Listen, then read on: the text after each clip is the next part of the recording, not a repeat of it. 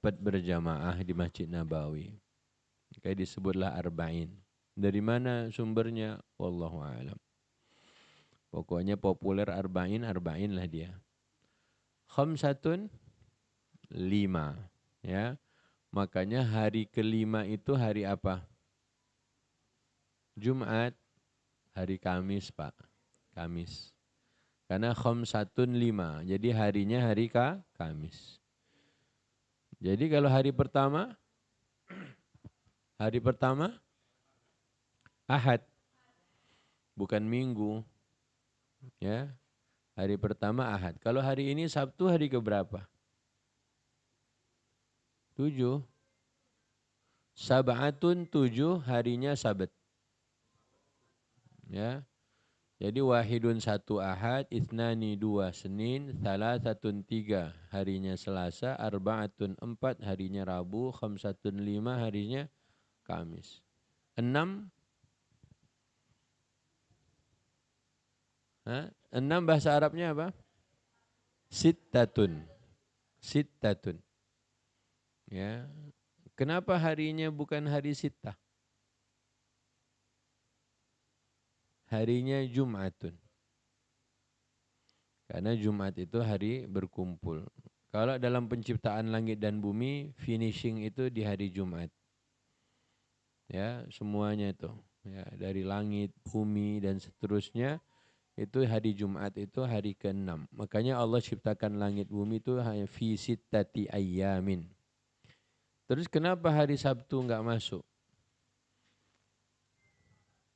Kenapa hari Sabat enggak masuk? Kan 7. Padahal Allah ciptakan langit bumi berapa hari? 6 hari. Allah sebutkan dalam surat Luqman, Allah sebutkan dalam surat As-Sajdah.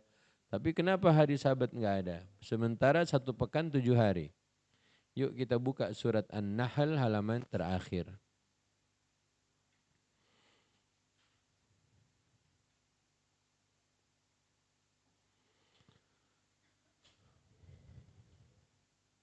An-Nahl halaman terakhir. Ayat 124 surat ke-16.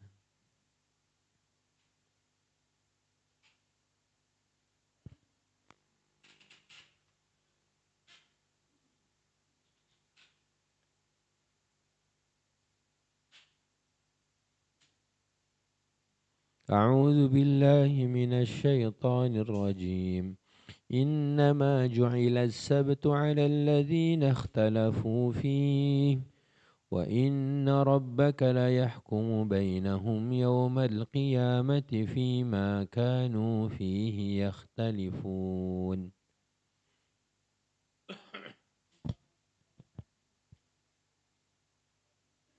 Sesungguhnya menghormati hari Sabtu hanya diwajibkan ke atas orang Yahudi. Jadi innama ju'ilas sabt, dijadikan hari Sabtu itu untuk mereka yang berselisih.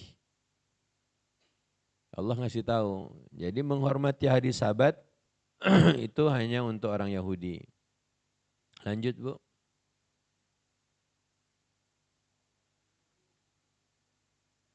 Jadi orang Yahudi pun memperselisihkan hari Sabat. Jadi hari Sabat itu sebenarnya hari apa? Hari Sabat itu untuk apa? Libur, tadabur, atau cuti? Nah, hari Sabtu untuk ibadah. Orang Yahudi. Kenapa Bapak tadabur hari Sabtu? Jadi Allah ngabarin Sabtu itu sebenarnya buat Yahudi. Tapi Yahudinya mau ngapain? Cuti, ibadah, jalan-jalan, atau separuh hari kerja? Harusnya. Orang Yahudi aja berselisih, apalagi orang Islam. Orang dia aja nggak kelar urusannya, ya. Sebenarnya Sabtu itu apa? Nanti kita lihat. Lanjut, Bu.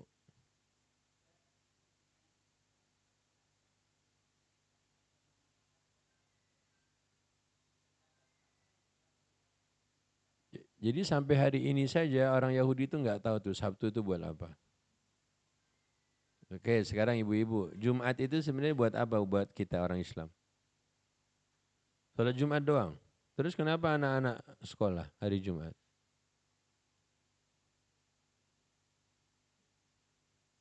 Ada nggak anak-anak yang sekolah hari Jumat? Banyak. Lah kenapa Bapak bilang Jumat buat Jumatan? Kalau anaknya sekolah. Oh, nggak ngikutin hukum Islam. Jadi kalau hukum Islam harus ngapain Jumat? Oh, harus libur. Masya Allah. Masya Allah. Ini lama-lama jadi Yahudi juga kita ini. Berselisih urusan hari Jumat. Kalau Yahudi berselisih urusan hari Sabat, Sabtu, kita berselisih urusan hari Jumat. Ibu-ibu, Jumat itu harusnya Jumatan, sekolah atau harus libur?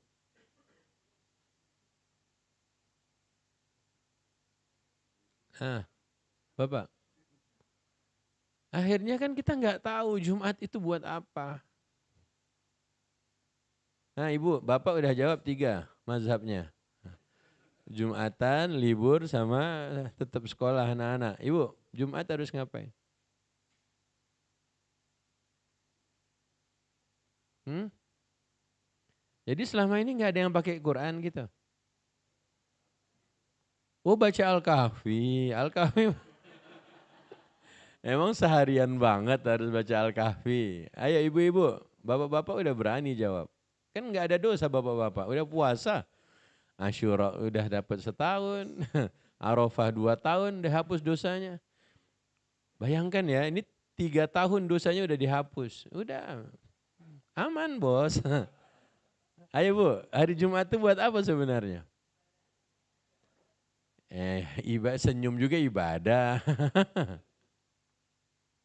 Senyum ibadah, bantuin orang ibadah, ya kan? Oh, hari Jumat mencari rezeki, Masya Allah. Gimana Pak, setuju Pak? Jumat buat cari rezeki? Itu habis Jumat, itu habis Jumat.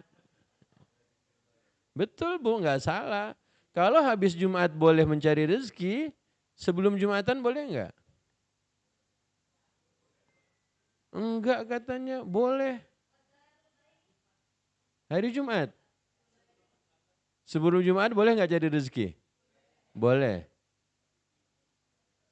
Begitu mau Jumatan segera tinggalkan. Oke, habis Jumatan boleh nyari rezeki. Kalau nyari rezeki aja boleh, harusnya sekolah boleh nggak hari Jumat?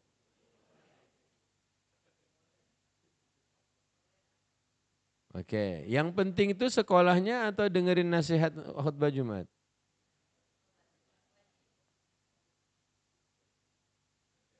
Ternyata karena dia sekolah, pas Jumatan dia ngantuk. Dia tadinya jualan, pas Jumatan dia ngantuk. Dia bekerja, pas Jumatan dia ngantuk. Jadi setiap Jumat Masjid Darussalam isinya orang yang dengerin nasihat atau dengerin ngorok. Makanya ingat ya, perselisihan Yahudi terkait hari Sabat itu sampai kiamat nggak selesai. Oke, pertanyaannya, Sabat itu sendiri artinya apa? Sabt.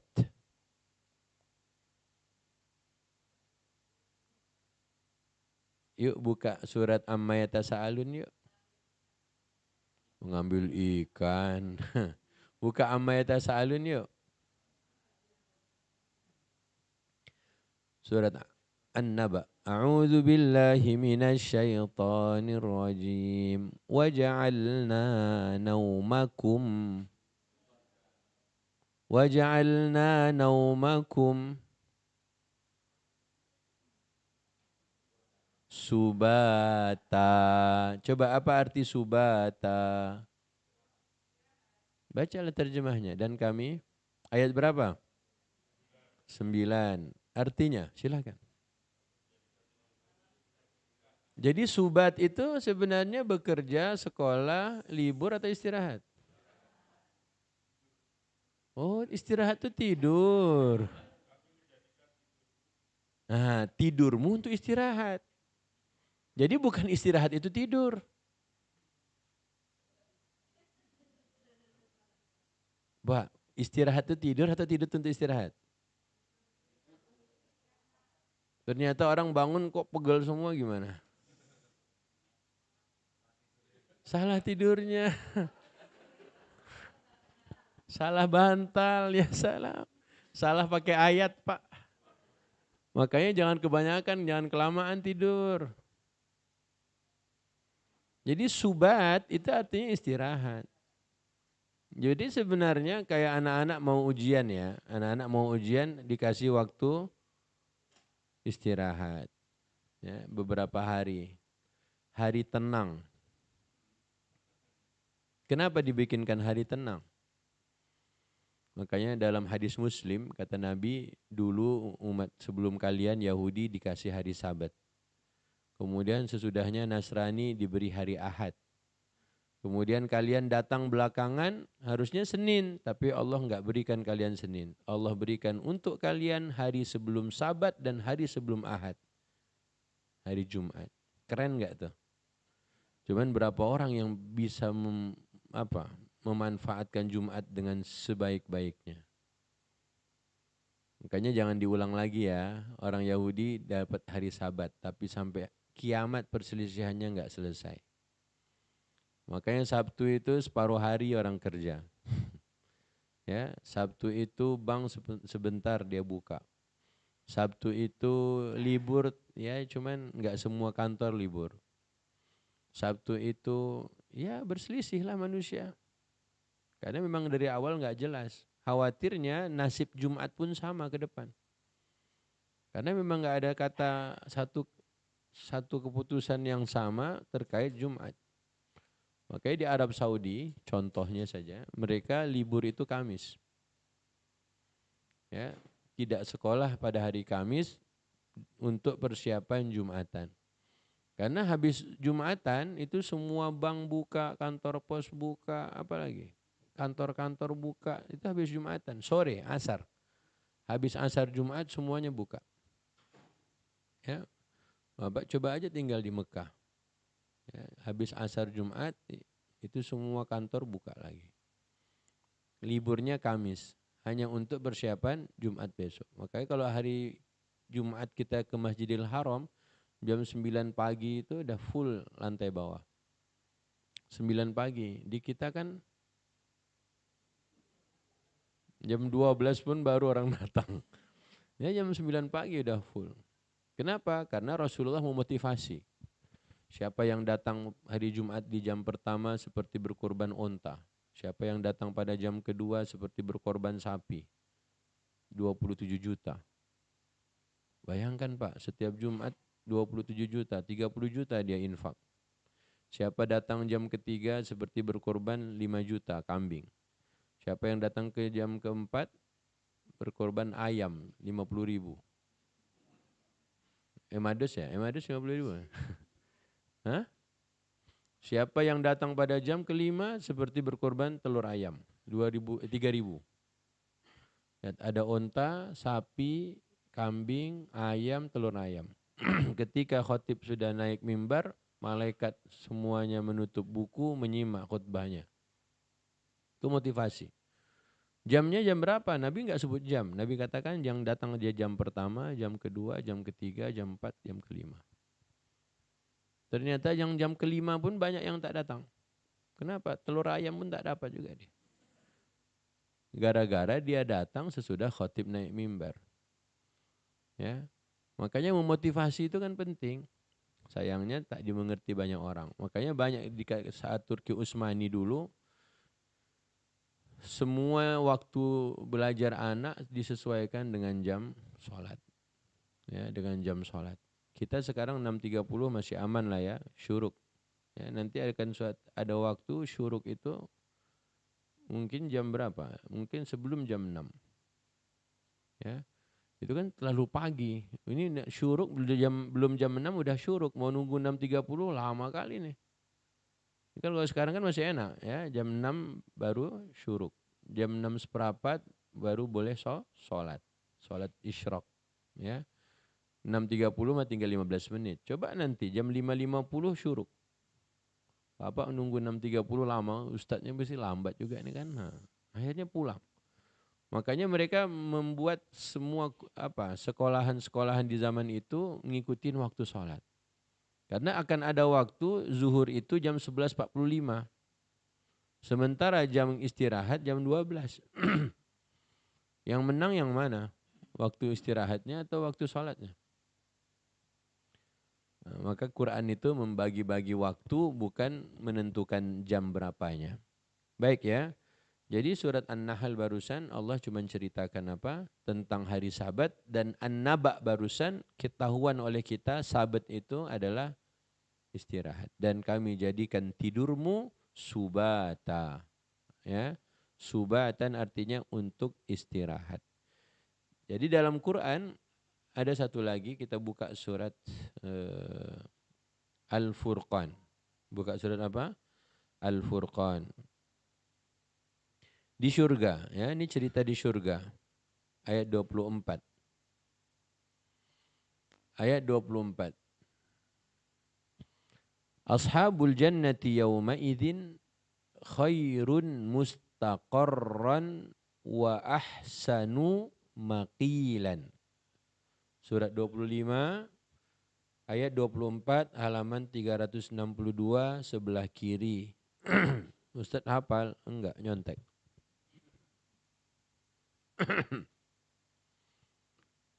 Silakan.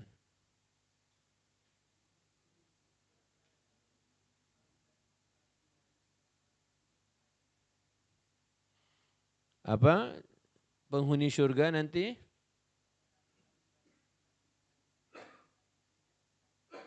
Oke, paling bagus, cakep, mantap tempat tinggalnya dan paling indah makilan.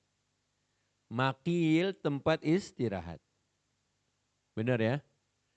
Jadi penghuni surga tempat istirahatnya indah sekali. Kenapa makil diterjemahkan dengan tempat istirahat?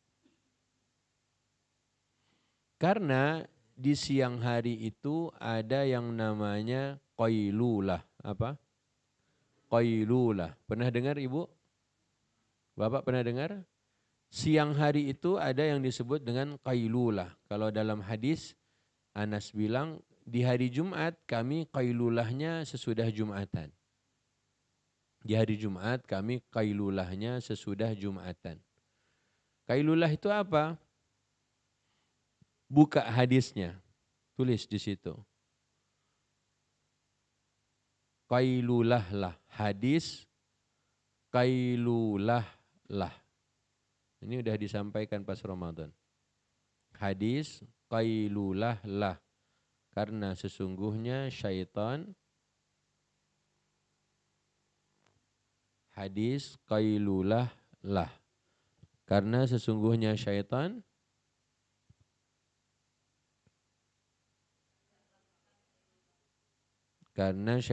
tidak qailulah. Jadi qailulah itu apa di situ? Tidur sejenak di siang hari. Ya, jadi tidur sejenak di siang hari tidak dilakukan oleh syaitan. Ustaz, berarti aku syaitan dong? Ya enggak, Allah. Jadi syaitan enggak tidur siang. Kalau pakai terjemahannya barusan.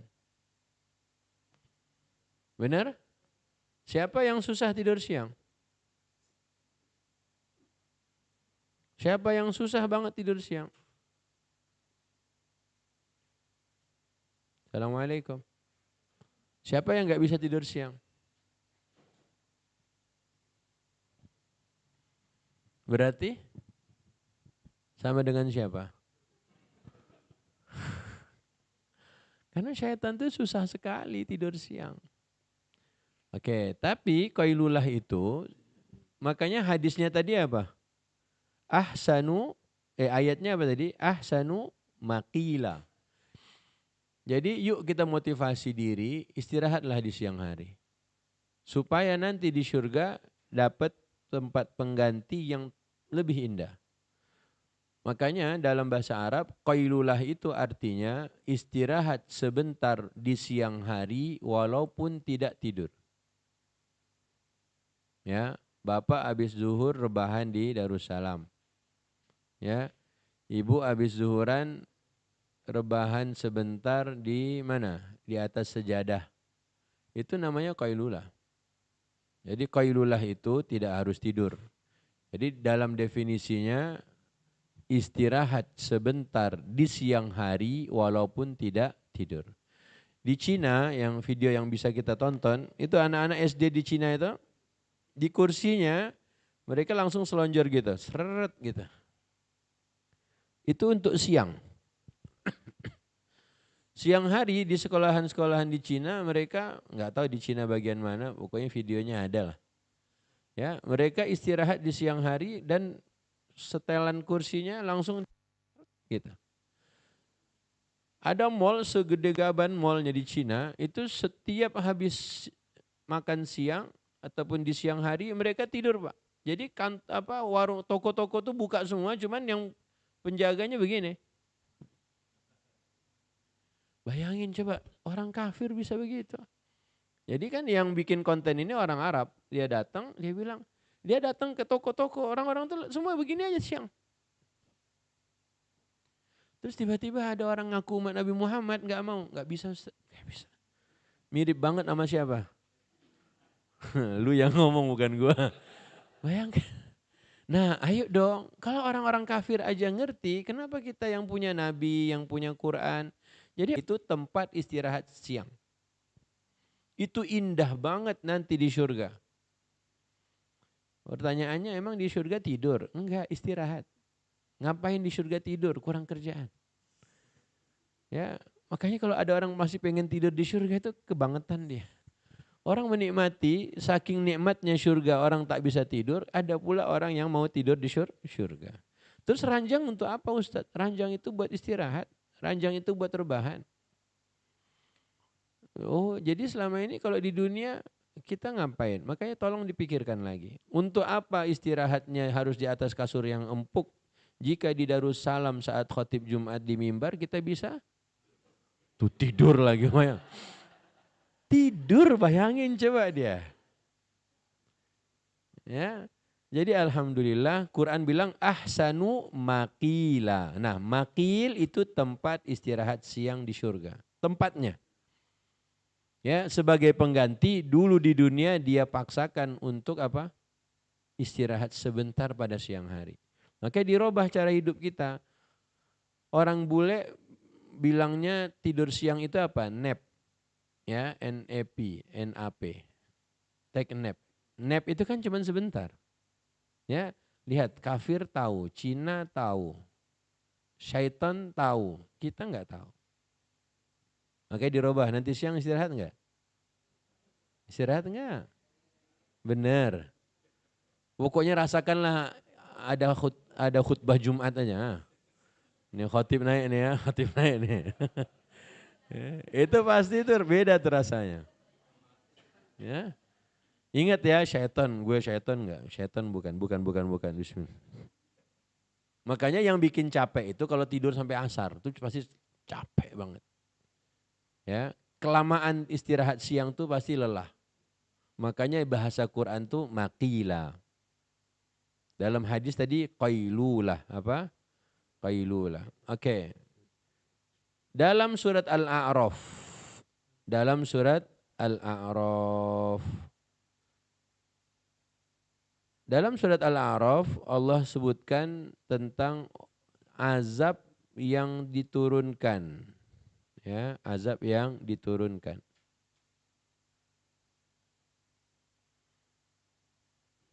Di siang hari. Ya, surat apa tadi? Ayat keempat. Wa kam min qaryatin ahlaknaha faja'aha ba'suna bayatan au hum qailuna. Lihat ya. Qailuna. Kita tulis di papan.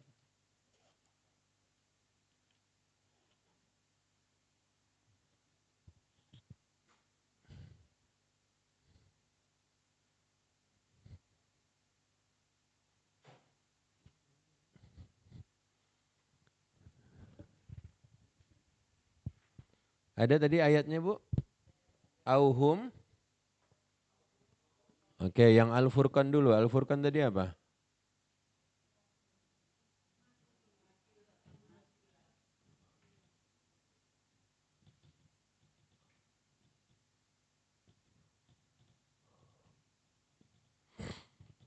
Mau goyang-goyang dia.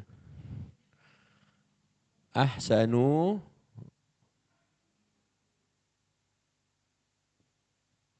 maqila.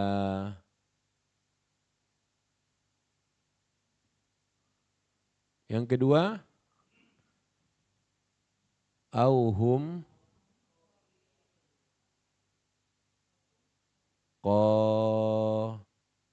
qailuna. Bahasa Arabnya istirahat siang apa? Dalam hadis tadi qilu. Ya, qailulah. Jadi istirahat siang itu qailulah. Dalam hadis qilu fa inna syayatina la taqil. Bu, sama semuanya Bu. Yang ini maqilah apa? Tempat istirahatnya.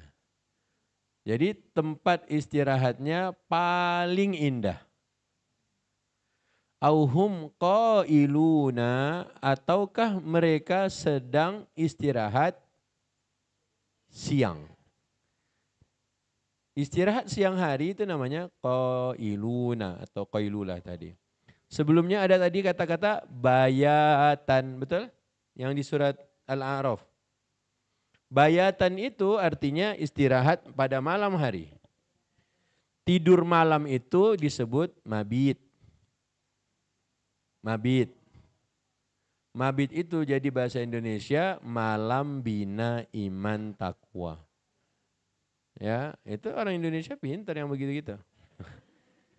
Ya, mengapa rumah disebut baitun? Karena ibu di rumah itu tidur. Tidur apa? Malam, karena siang masih ngantor. Ya, bapak pulang ke rumah. Rumah itu sebagai apa? Baitun. Baitun itu apa? Baitun itu tempat istirahat di malam hari. Makanya ketika kita mabit, kita menginap di situ. Ustaz, kalau siang makil. Kalau mokel bukan. Mokel itu makan di siang Ramadan katanya. Makanya subhanallah Allah Nabi cuma bilang syaitan tidak tidur siang. Qailulah itu pula adalah istirahat sebentar pada siang hari walaupun tidak tidur. Oke. Ingat qailulah di Quran sudah ada 2 ayat. Ahsanu maqila surat apa barusan? Al-Furqan. Auhum qailun.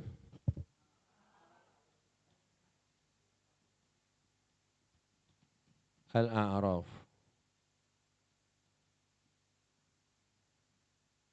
Ada enggak kata istirahat siang lagi di Quran selain 2 ayat yang ini? Yang bisa menemukan boleh pulang. Ya.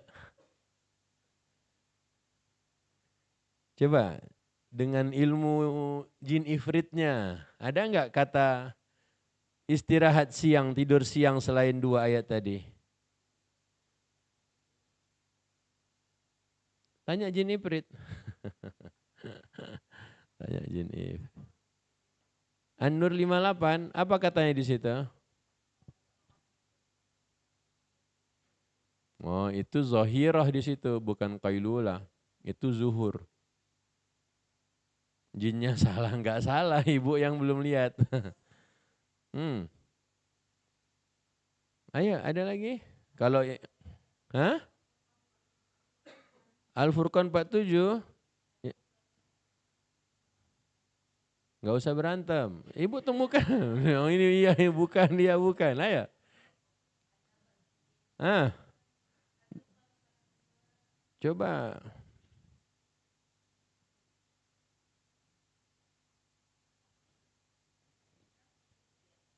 Ya, istirahat siang. Ar-Rum 23. Apa katanya? Coba.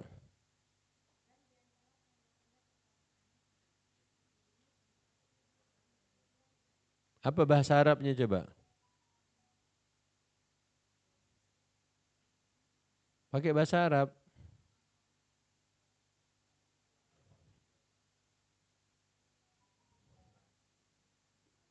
Ar-Rum ayat berapa?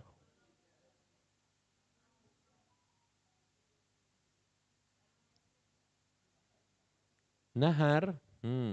Bukan.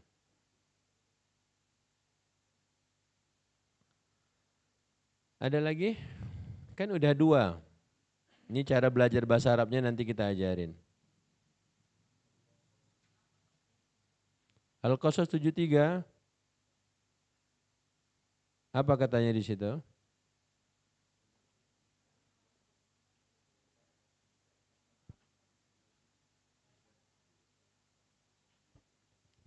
Coba baca Arabnya, Arabnya.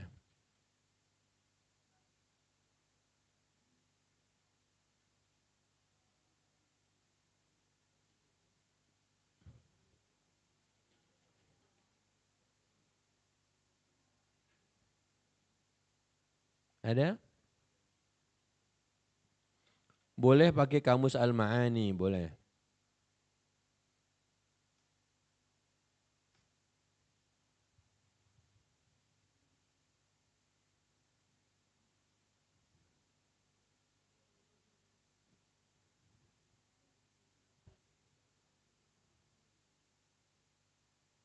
Subhanallah ya, enak ya kelas tadabbur semuanya udah mulai set set set set, Masya Allah. Habis ini lupa lagi semua. Nah, ini pertanyaan nih. Kata dasarnya apa? Kola. Oh, bukan kola itu berkata Ustaz. Ya, kola itu berkata juga. Cuman kola yakulu. Kalau ini kola yakilu.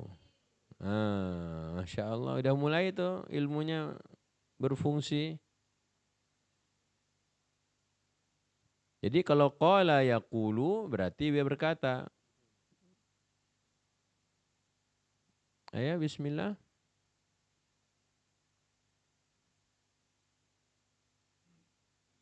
Enggak ada? Ada?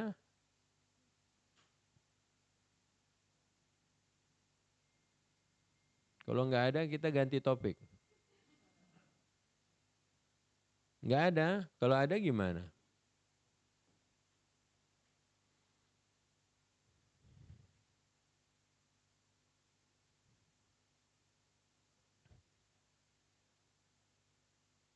Kalau yang tadi di An-Nur itu az-zahirah. Zahirah itu dari zuhur.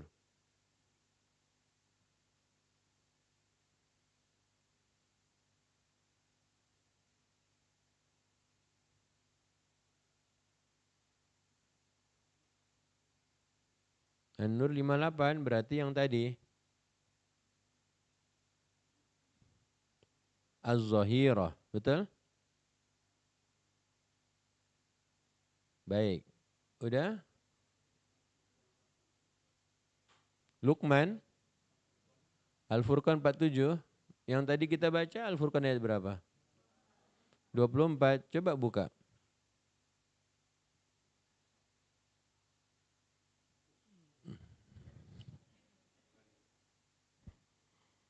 Wan nauma subata. Subatan artinya apa?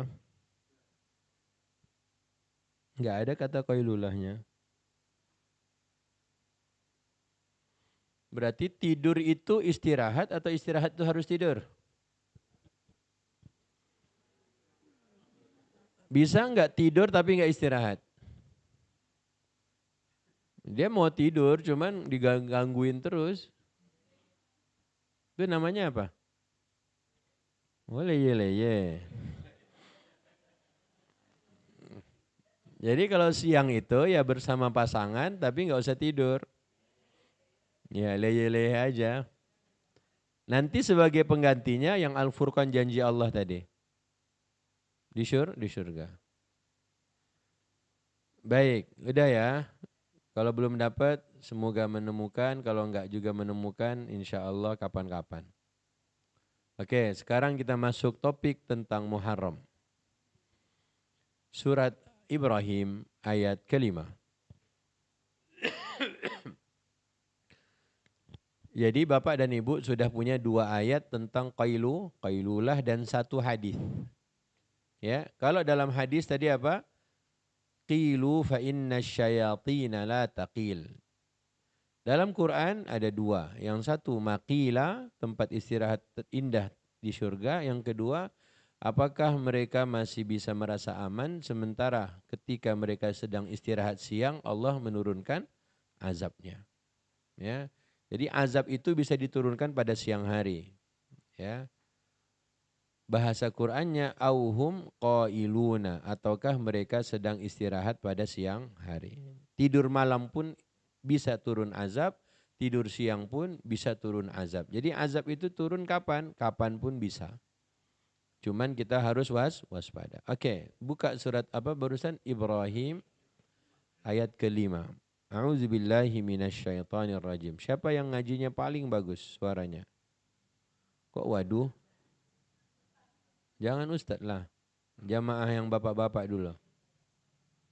Abang mau baca? Yang muda? Tafadhal, silakan yang tua.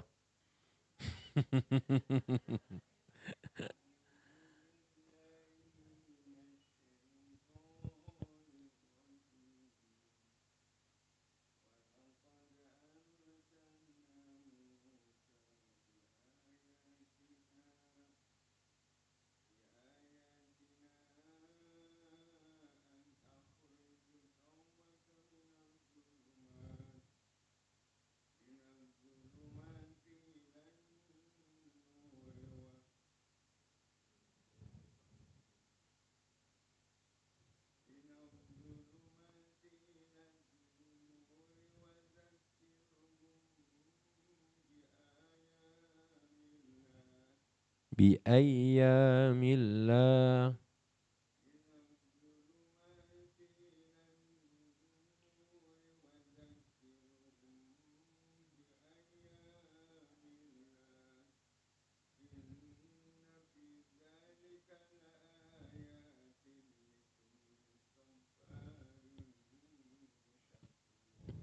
Barakallahu fiik. Sabbarin syakur. Sabbar dari sabar. Syakur, syukur. Sabbar bukan hanya sabar, tapi sabar plus. Tes. Ya, orang yang sabarnya benar-benar sabar. Kayak bapak. Bapak udah sabar, tapi pingin lebih dari itu. Jadi sabarnya kuadrat. Ya. Sabar itu bukan diam, Pak. Sabar itu Bapak mencoba mencari tahu kayak barusan. Ada enggak kata qailulah selain pada 2 ayat tadi yang di Quran? Mencari lagi, belum benar, dicari lagi. Itu sabarnya bukan diam, tapi sabarnya tetap berusaha pingin supaya menemukan jawaban. Syakur bukan cuman berterima kasih. Ya, dia tahu, dia pandai berterima kasih. Seperti bapak-bapak, sudah tahu dosanya diampunkan, bukan diam-diam saja, tapi ngapain? Tetap belajar, tetap hadir di kajian. Makanya 2 orang ini oleh Allah, kata Allah, dia bisa mengambil pelajaran. Makanya peneliti, ilmuwan membuat eksperimen itu kan untuk menghasilkan satu temuan itu kan trial error. Ya, coba salah, dicoba lagi, salah lagi, coba, enggak masalah Pak. 2 ini kata Allah disebut dalam Quran apa? Sabbarin syakur. Oke. Ada apa dengan 2 yang barusan? Yuk dari awal terjemahannya. Silakan. Bacakan terjemahan ayat 5.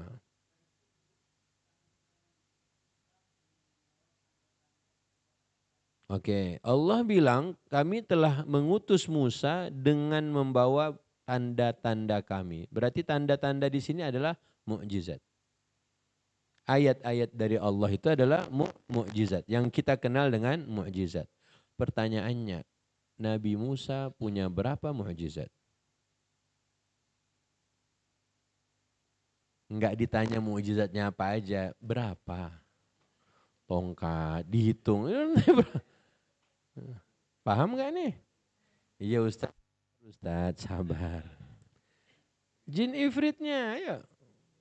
Jadi jawabnya habis ini sebutkan satu mukjizatnya ini, ayatnya ini. Ada berapa dulu? 9. Tahu dari mana? Jin ifrit. Jin ifrit yang ngomong. Surat apa? Al-Isra 101. Coba lihat. Jadi benar Musa bawa ayat-ayat Allah. Berapa? Berapa jumlahnya? Ternyata Allah kasih tahu angkanya. Di 101 Al-Isra kata Allah apa? Tis'a ayatin. Ada 9. Ya. Jadi kalau 1 wahidun, 2 itnani, 3 4 5 6 7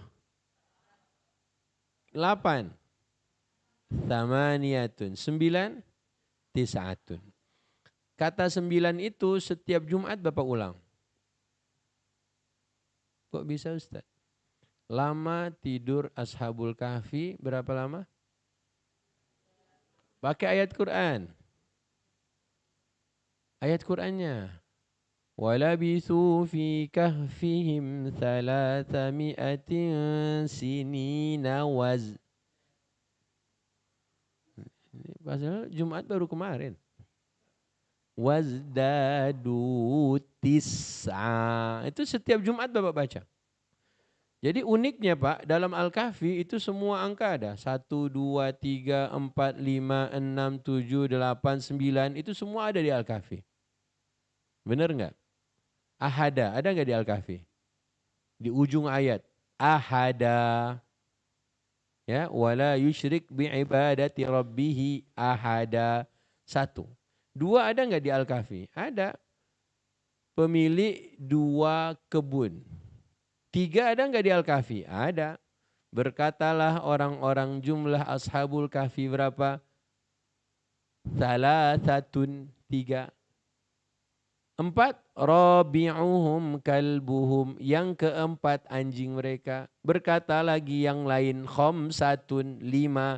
Sadisuhum anjing mereka. Yang keenam anjingnya. Yang lain dengan tebak-tebakan dan berkata lagi jumlah mereka sab'atun, 7. Yang kedelapan thaminuhum kalbuhum, 8 anjing mereka. Jadi 9-nya di mana? Wazdadu tis'a. Jadi setiap Jumat Bapak udah belajar bahasa Arab. Al-Kahfi, angka 1 ada, 2 ada, 3 sampai 9 semua ada di Al-Kahfi. Oh, iya Ustaz ya. Yang di mana Ustaz ayatnya? Ada di Al-Kahfi. Cuman masih OTW ayatnya. Ya. Jadi saking kerennya Quran itu kalau kita mau belajar bahasa Arab mudah kok. Ya, dipermudah belajar bahasa Arab apalagi belajar angka.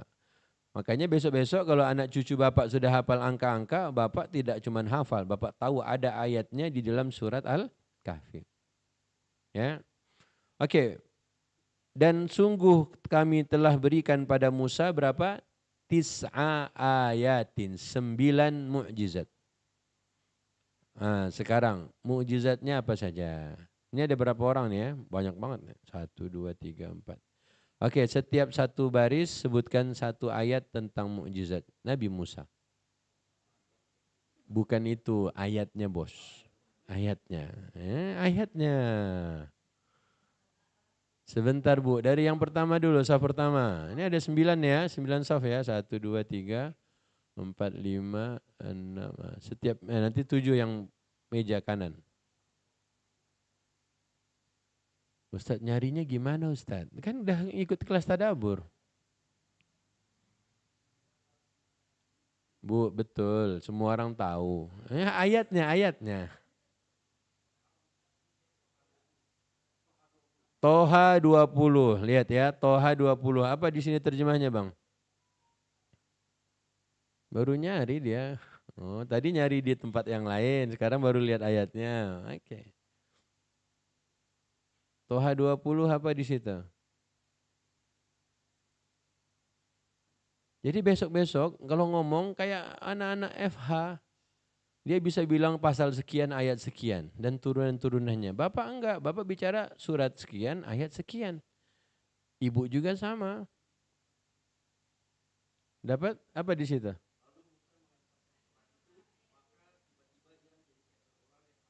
Nah, berarti tongkatnya dilempar, baru jadi ular. Ya, jadi bukan dipukul. Kalau ular dilempar.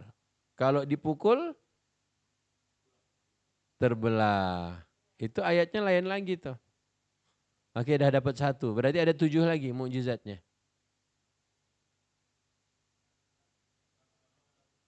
Al-A'raf 107 apa artinya?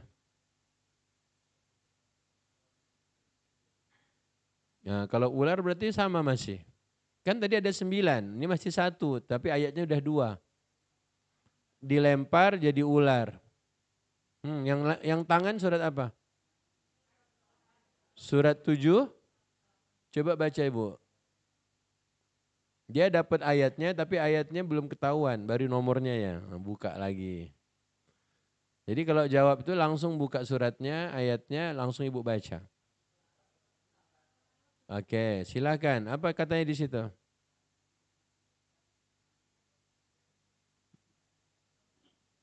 Oke, ketika memasukkan tangannya ke dalam ketiaknya, maka keluarlah cahaya. Baru 2, masih berapa lagi? Al-A'raf 133, apa?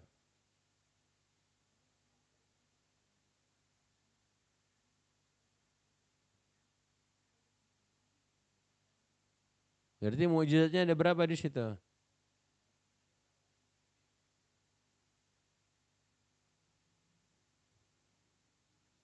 Ada berapa mukjizatnya di situ?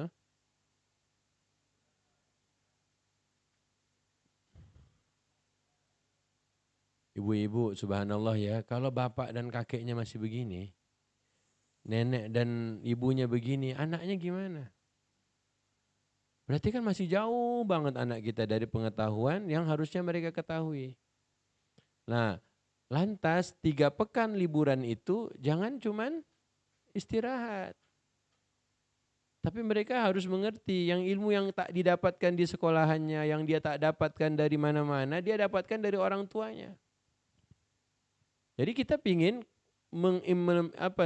membuat Nabi itu senang hanya karena Nabi pernah bilang yang terbaik adalah yang belajar Al-Quran dan mengajarkan Quran. Jadi kita nggak cuma pengen belajar doang. Sabtu ketemu belajar, enggak, mengajarkan. Maka Israfil ingatkan di beberapa pengajian, anak-anak yang sedang liburan sekolah 3 pekan ini, jangan mereka libur tuh isinya cuti semuanya. Enggak. Kapan mereka ajarkan Quran? Jadi ada orang tua yang datang, Pak Ustadz anak saya udah hafiz Quran Ustadz. Terus boleh nggak dia jadi imam Ustadz? Oh kita ahlan wa sahlan. Kenapa? Dia pengen ngamalkan Quran yang sudah dihafalkannya tadi. Kalau cuman dia setiap cuti, kemudian libur, setiap libur dia cuman istirahat. Terus mengamalkan Qurannya kapan? Israfil ingat betul dulu Abah almarhum ketika kita libur sekolah anaknya sudah jadi imam. Pas lagi Ramadan kita disuruh jadi imam, bukan imam tarawih semuanya sih, imam witir doang. Nah, tapi tadi kan setiap witir yang jadi imam anaknya. Jadi ilmunya itu langsung kepake dan umur Israfil masih 10 tahun. Ya, bapak-bapak kan pertama kali imam sholat di musola itu kan umur berapa? 7 ya, Masya Allah. 7 kan? 70. itu itu kan belum. Makanya tadi belajar Quran jangan cuma belajar, mengamalkannya.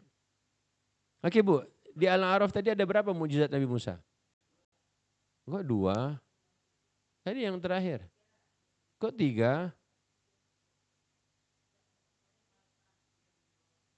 Tufan, angin topan, jarod, belalang, kumal, kutu, dhafadi', kata, adam, darah, ada 5. Ada 5 ini semua mukjizat yang Allah berikan pada Musa. Al-A'raf berapa tadi? 133. 33. Jadi ada tufan, angin topan, ada jarod, bukan jarod pakai T ya, pakai dal. Artinya belalang. Oh, temen gue namanya Jarod Pak Ustadz. Belalang dong, enggak. Jarod belalang. Allah kirimkan belalang, katanya ente Tuhan. Ya, ngusir belalang aja ente nggak bisa. Ya, jadi orang-orang tuh Firaun itu dikasih ya yang receh aja nggak bisa diusir. Yang ketiga apa? Al-Qummal, kutu. Jadi istananya seluruhnya kutu semuanya. Di ranjang, di kasur, di kamar mandi, di baju, semuanya kutu. Katanya Tuhan. Ngusir kutu nggak bisa. Ibu-ibu kalau mau sombong-sombong, Bu, kasih aja kutu di beras itu. Banyak banget ini, buang aja lah coba. Dia kutu di beras aja udah pusing. Oke, nggak usah lah ngaku-ngaku Tuhan ya. Terlalu tinggi ngaku-ngaku Tuhan itu ya. Ngurus kutu aja nggak becus. Oke ya. Ad-dhafa kata. Ya, makanya dalam cerita zaman Nabi ada rasul, nabi palsu ngaku-ngaku nabi di zaman Nabi, ya, di zaman Abu Bakar. Tapi ditanya, kalau Nabi Muhammad kan wahyunya jelas. Kalau Anda wahyunya apa? Dia bilang surat kata. Ya, demi kata apa yang kamu tahu tentang kata. Masa wahyunya tentang kata. Kemudian adam darah. Udah 5, 6, 7. 2 lagi. Belah laut. Asy-Syu'ara. Ada lagi? Memukul batu. Jadi tongkat itu ada 3. Tongkat yang pertama dilempar jadi ular. Tongkat yang kedua disuruh pukulkan di laut, terbelah lautan. Tongkat yang digunakan ketika memukul batu terpancar 12. Jadi Allah berikan pada Musa tis'a ayatin, 9. Ya, ayat 5 Ibrahim. Silakan Bu dilanjut.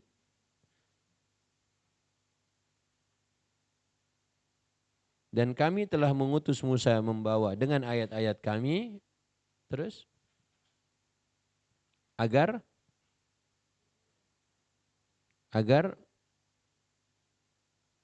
keluarkan kaummu. Itu proyeknya Musa. Jadi dengan semua mukjizat itu bawa keluar kaummu dari gelap menuju terang. Para ayah, bunda, ibu-ibu, bapak. Bawa anak-anak kita dari gelap, keluarkan dia menuju terang. Jadi biar listrik padam, pemadaman listrik berkala hari ini tetap membuat apa? Orang-orang mengaji. Jadi kenapa? Karena programnya udah jelas. Apa programnya? Bawa keluar kaummu dari gelap menuju terang. Ya, bawa keluar keluarga kita semuanya dari mereka enggak tahu Quran menjadi mereka mengerti Quran. Kalau itu program kita bersama, insya Allah. Ya, kelas Sabtu yang setiap pekan 2 dan keempat ini tidak hanya sebagai belajar selesai pulang, enggak. Jadi kita punya program yang baru apa? Bawa keluar keluarga besar dari gelap menuju terang. Ya, dari yang tadinya enggak ngerti Quran menjadi orang mengerti Quran. Yang mungkin selama ini bisa ngomong dia kata ustadz, tapi besok-besok enggak pakai kata ustadz lagi. Tapi apa? Kata Allah dalam surat ini ayat sekian. Itu progresnya nanti insya Allah. Berkala lah. Oke, tadi tidur siang bahasa Arabnya apa? Qailulah apa? Qailulah. Tempat terindah untuk mereka di surga. Makila. Ahsanu makila. Bisa-bisa azab diturunkan Allah dan mereka sedang istirahat siang. Auhum qailuna, ya, qailun orang-orang sedang istirahat siang. Surat Al-A'raf. Ayat mulai. Oke. Kalau tadi Al-Furqan, jadi besok nggak usah pakai kata ustaz. Bapak udah belajar kok. Jadi bedanya ketika sudah belajar, kita bisa langsung berikan ayatnya. Ini ayatnya, ini suratnya. Oke.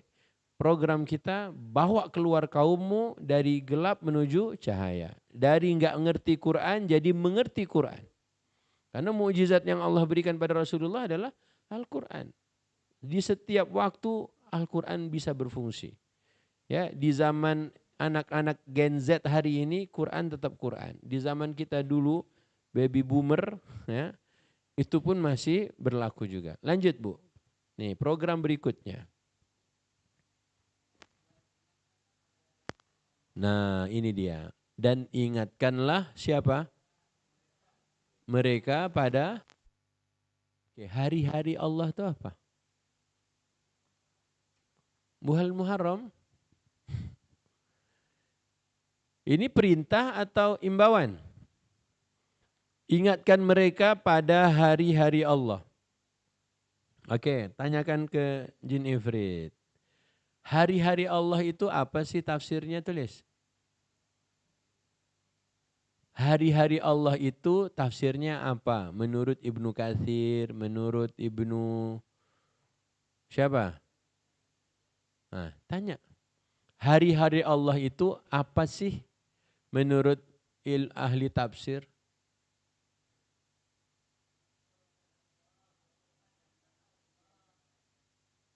Tadi kan ingatkan mereka pada hari-hari Allah. Kalau hari-hari apa yang swalayan tuh? Hari-hari itu ya. Oh, bukan hari-hari Allah itu. Oh, ya. Bu, ingatkan mereka pada hari-hari Allah. Apa hari-hari Allah itu? Hari sejarah, hari Jumat. Coba satu-satu, nggak usah bareng-bareng. Ah. Hari-hari Allah itu apa?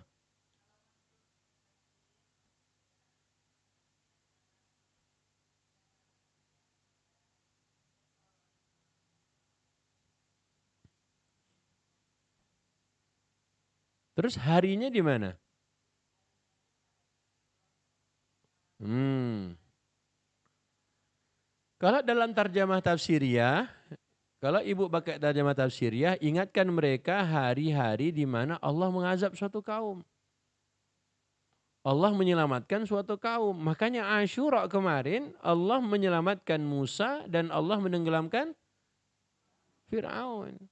Maka yang seperti ini bukan cuma diisi dengan puasa. Kita kan yang diingatkan cuma puasa. Ya, udah gitu puasanya beda lah gitu. Yang satu ikut pemerintah, yang satu ikut PBNU. Ya, yang PBNU hari Jumat, yang pemerintah hari Kamis. Lihat tuh, Allah suruh ingatkan tentang hari-hari Allah, tapi yang kita lihat setiap kali Asyura adalah apa? Puasanya, mengampunkan dosanya. Kenapa enggak kita ingat tentang hari-hari itu? Justru yang melakukan mengingat hari-hari Allah itu adalah orang-orang Syiah jadinya nanti. Asal masuk hari Asyura, dia ingat peristiwa Karbala. Kita marah. Makanya Habib Rizik mengingatkan, jangan melihat Asyura dari versi Rafidah saja. Rafidah itu siapa? Syiah yang ekstrim. Nanti kalau kita melihat Asyura dari versi Syiah yang ekstrim, itu yang akan terjadi adalah menghina sahabat-sahabat Rasul sallallahu alaihi wasallam. Ya, makanya sekarang di Indonesia ketika Asyura pasti orang-orang Syiah muncul. Ya, akhirnya yang diingat apa? Hadisnya tadi, likulli yaumin Asyura wa likulli ardin Karbala. Semua hari adalah Asyura dan semua tanah adalah Karbala. Jadi orang-orang Syiah masuk lewat pintu itu. Karena mereka memperingati hari-hari yang harusnya kita sampaikan tentang itu. Kenapa? Allah bilang ingatkan mereka akan hari-hari Allah. Di antaranya Asyura. Kenapa ada puasa Asyura? Rasulullah waktu masuk Madinah melihat orang-orang Madinah, Yahudi di Madinah, mereka berpuasa pada hari itu. Ya kan? Begitu bukan hadisnya? Iya atau enggak tahu? Kalau enggak tahu, yuk kita buka hadisnya. Tulis. Hadis sejarah puasa Asyura. Nabi masuk Mekah, Nabi masuk Madinah, kata hadis Ibnu Abbas. Hadis sejarah puasa Asyura. Nabi masuk Madinah melihat orang Yahudi berpuasa pada hari itu. Nabi bertanya, ada apa dengan kalian kok hari ini pada puasa kayak? Kata mereka hari ini hari raya. Kok hari raya? hari ini adalah hari di mana Allah menyelamatkan Musa dan Allah menenggelamkan Firaun. Kata Rasulullah, kalau begitu kami lebih berhak untuk merayakannya. Kami lebih berhak untuk memperingatinya. Ya, karena hari itu tanggal 10 mereka berpuasa. Kata Nabi, sekiranya tahun depan aku masih hidup, aku akan berpuasa pada tanggal 9-nya. Kenapa? Nabi ingin berbeda dengan orang Yahudi. Jadi sejarahnya bukan ujuk-ujuk siapa yang puasa Asyura nanti dosanya diampunkan setahun, enggak. Jadi ada ceritanya sebelumnya. Ya, kalau dalam hadis disebut sabab wurud hadis. Kalau ayat Quran disebut sabab nuzul ayat. Kenapa ayat itu turun? Kenapa hadis ini muncul? Maka diantaranya yang tadi itu. Dapat hadisnya? Ada hadisnya? Silahkan bacakan terjemahannya. Terjemahannya.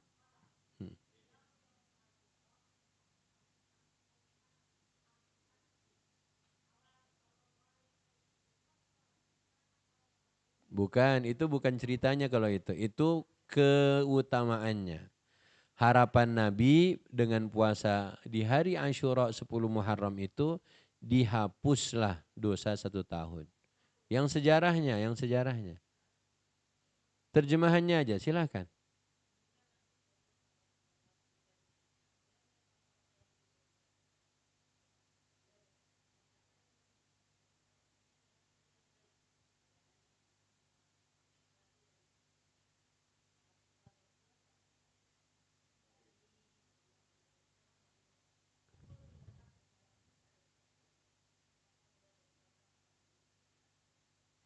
Itu cerita. Ya, jadi ceritanya jelas disebut apa? Sabab wurud hadis. Kenapa hadis ini muncul? Ya, mengapa ada cerita puasa di hari 10 Muharram? Oke. Di antara ceritanya adalah Nabi Musa diselamatkan dan di ditenggelamkan. Ditenggelamkan. Ini yang harus kita ingatkan. Makanya siang ini, pagi ini kita pengen mengingatkan. Buka surat Asy-Syu'ara ayat 60. Jadi Pak Ustadz pengen ngamalkan hadis ayat ini, apa? Ingatkan mereka akan hari-hari apa? Allah. Ayat 60 surat Asy-Syu'ara. Oke, ke papan.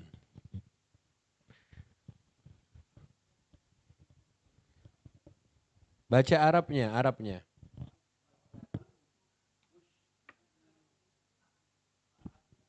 Fa'atba'uhum musyriqin.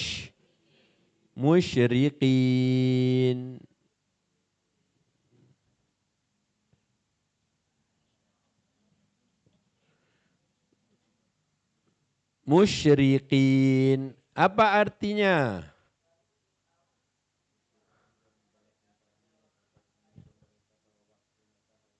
Oke, musyrikin kenapa terjemahannya matahari terbit bukan orang musyrik? Iya ya Ustaz ya. Ah. Oh pakai kop. Kop atau kap? Kop atau kap? Kof. Ini lihat Bu, ini musyrikin beda dengan musyrik. Kalau musyrikin pakai kaf itu artinya apa? Orang musyrik. Kalau musyrikin, oh matahari terbit. Waktu matahari terbit. Siapa yang disusul pada matahari terbit? Siapa yang disusul saat matahari terbit? Berarti saat matahari terbit di depan Nabi Musa dan kaumnya ada lautan, di belakangnya ada siapa? Fir'aun dan tentaranya. Kalau waktu syuruk udah kelihatan belum berapa jumlahnya? Kan waktu syuruk. Makanya ibu dan bapak ketika tadi sholat syuruk itu sholat syirik atau sholat syirik? Oke. Pertanyaannya, penting banget enggak sih Allah harus cerita disusulnya Nabi Musa itu pada waktu syuruk? Penting nggak? Harus dikasih tahu waktu syuruk itu penting apa enggak? Hah? Penting. Oke, ini ayat berapa? 60. Coba mundurin ayat 52.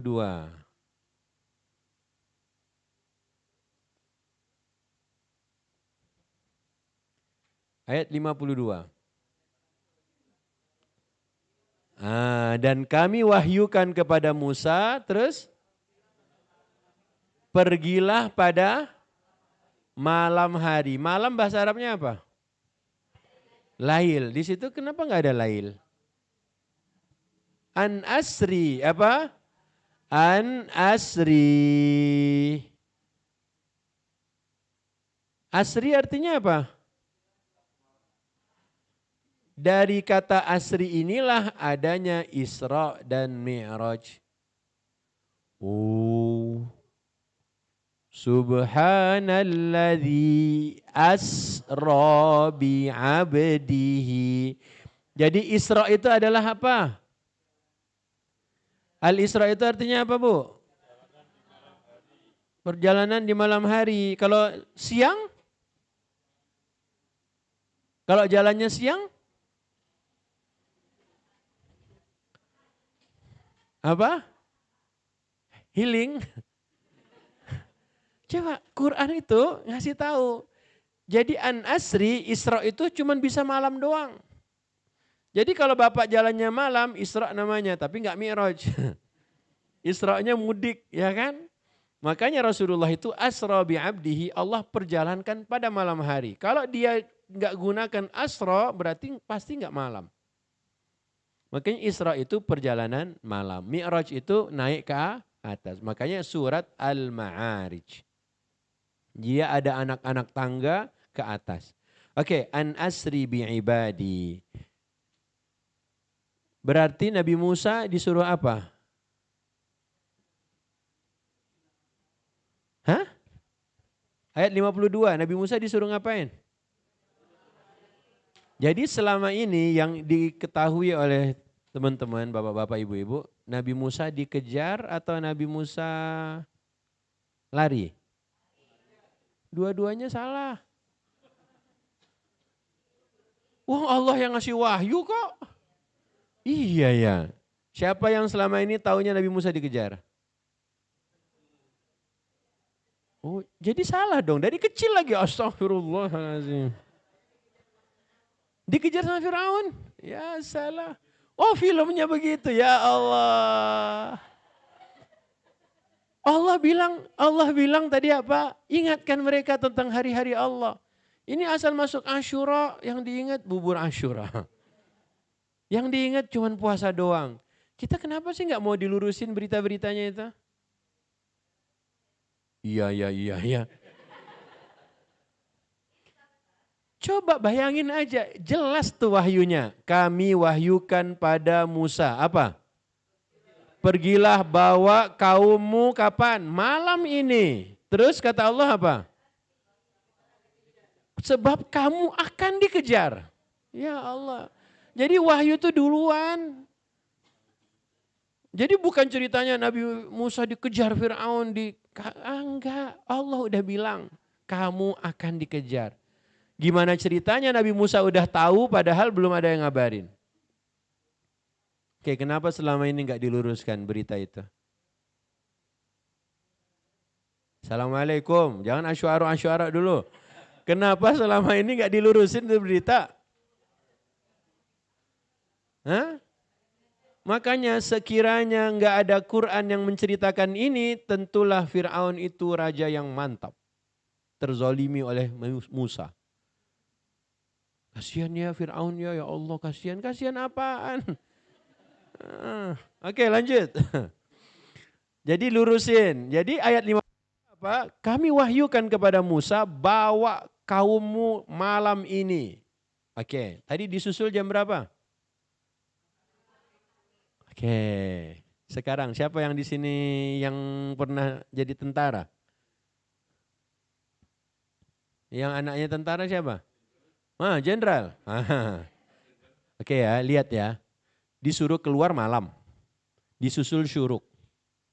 Kalau cuman bapak bertiga Pak, gampang Pak. Ya, pertanyaannya malamnya jam berapa dia bawa keluar kaumnya? Kalau ibu mau bertanya, tanyakan jin ifrit lagi. Berapakah jumlah kaumnya Musa ketika menyeberang lautan? Ayo bismillah. Nanti bikin hitung-hitungan dong. Ya, harusnya ilmu militer itu ya buat yang beginian tuh cakep banget tuh. Berapa jumlahnya? Kaum Musa ketika menyeberang lautan tuh berapa orang? Banyak-banyak, ya sebutlah. Allah memang nggak pernah nyebutin si angkanya. Allah cuman bilang apa?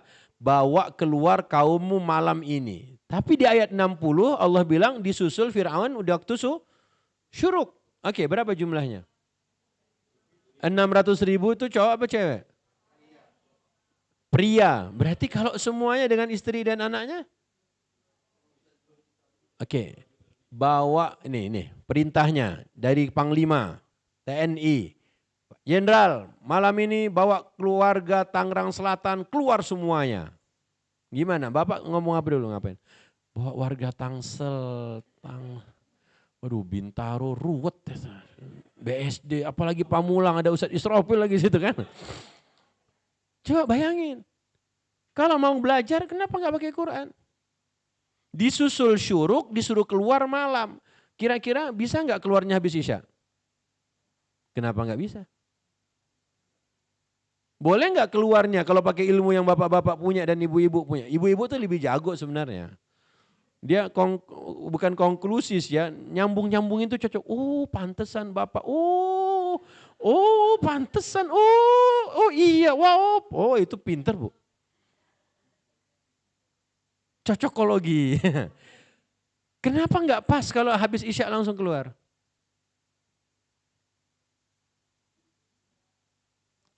Hah? Wah, ketahuan, lihat kan ilmu militernya padahal dia nggak orang militer. Bukan TNI kan Pak? Bapak TNI, ada basic-basic tentara.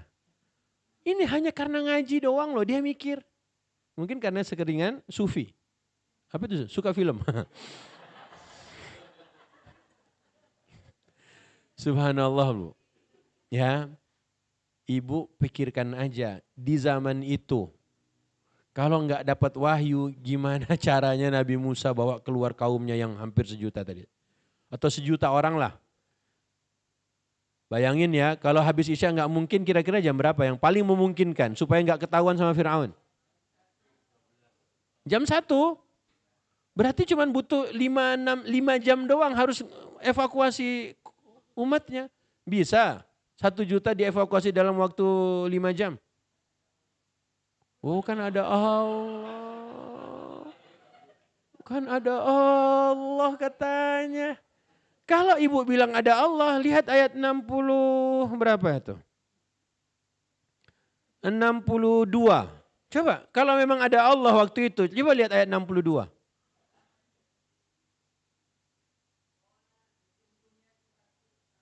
Coba, Nabi Musa ngomongnya apa? Sesungguhnya Tuhanku bersamaku. Dia nggak ngomong bersama kita. Nabi Musa nggak mau ngomong bersama kita ada Allah. Nabi Musa cuma bilang bersamaku ada Tuhanku. Kalau ibu bilang ada Allah bu, Nabi Musa aja nggak mau ngomong ada bersama kita. Iya ya Ustadz ya. Kenapa? Kenapa Nabi Musa ngomongnya sesungguhnya bersamaku? Kenapa nggak ngomong kita? Kenapa dia nggak ngomong bersama kita? Ustadz kenapa? Ustadz jawab aja lah. Masalahnya nggak diceritain. Tahunya dulu Nabi Musa dikejar-kejar sama Fir'aun. Padahal Allah dah suruh duluan.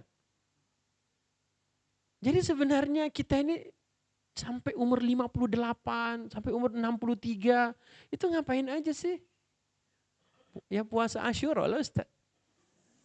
Asal puasa Asyura yang dipikirkan cuman bukbernya di mana? Mau di Bupat, mau di Mas Budi, mau di Korea, mau di Arab semuanya. Mau di NHI, mau di apa? UC? See you. Apa sih nama panjangnya see you itu apa? See you. Nah, kan kita sama Israfil diajak dong habis pengajian malam Jumat kan. Ustadz kita ke Cua yuk. Apa? Pas nyampe CU at Cafe. Dia katanya kata bapak itu Cua. Ya Allah. Padahal kan see you at Cafe ya kan. Bener-bener ya tadabur bapak-bapak tuh keren banget ya. Cua. Astagfirullah jahat banget Pak Ustadz ya. Udah diajakin Cua lagi. Oke. Kenapa Nabi Musa ngomongnya bersamaku, dia nggak ngomong bersama kita?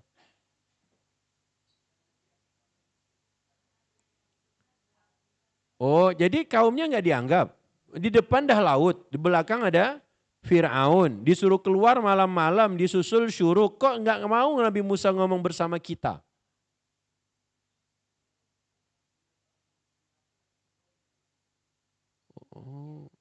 Oh, setiap orang merasa Allah. Beda. Nabi Muhammad waktu sama Abu Bakar cuman berdua doang. Innallaha ma'ana. Sesungguhnya Allah bersama. Nabi Musa nggak mau ngomong gitu. Kenapa? Yang bisa jawab dapat. Dapat ini dah. Kenapa? Tahu nggak kenapa? Yuk kita lihat Al-Maidah yuk. Buka Al-Maidah. Ayat 24. Coba ya, ini ceritanya. Kenapa Nabi Musa nggak mau ngomong kita bersama kita? Kayak ibu-ibu lah. Kita, lu aja. Lu aja. Oke, dia 24 surat Al-Maidah. Wahai Musa. Coba, sampai kapanpun kami tidak akan memasukinya. Terus. Selama mereka masih ada di dalamnya.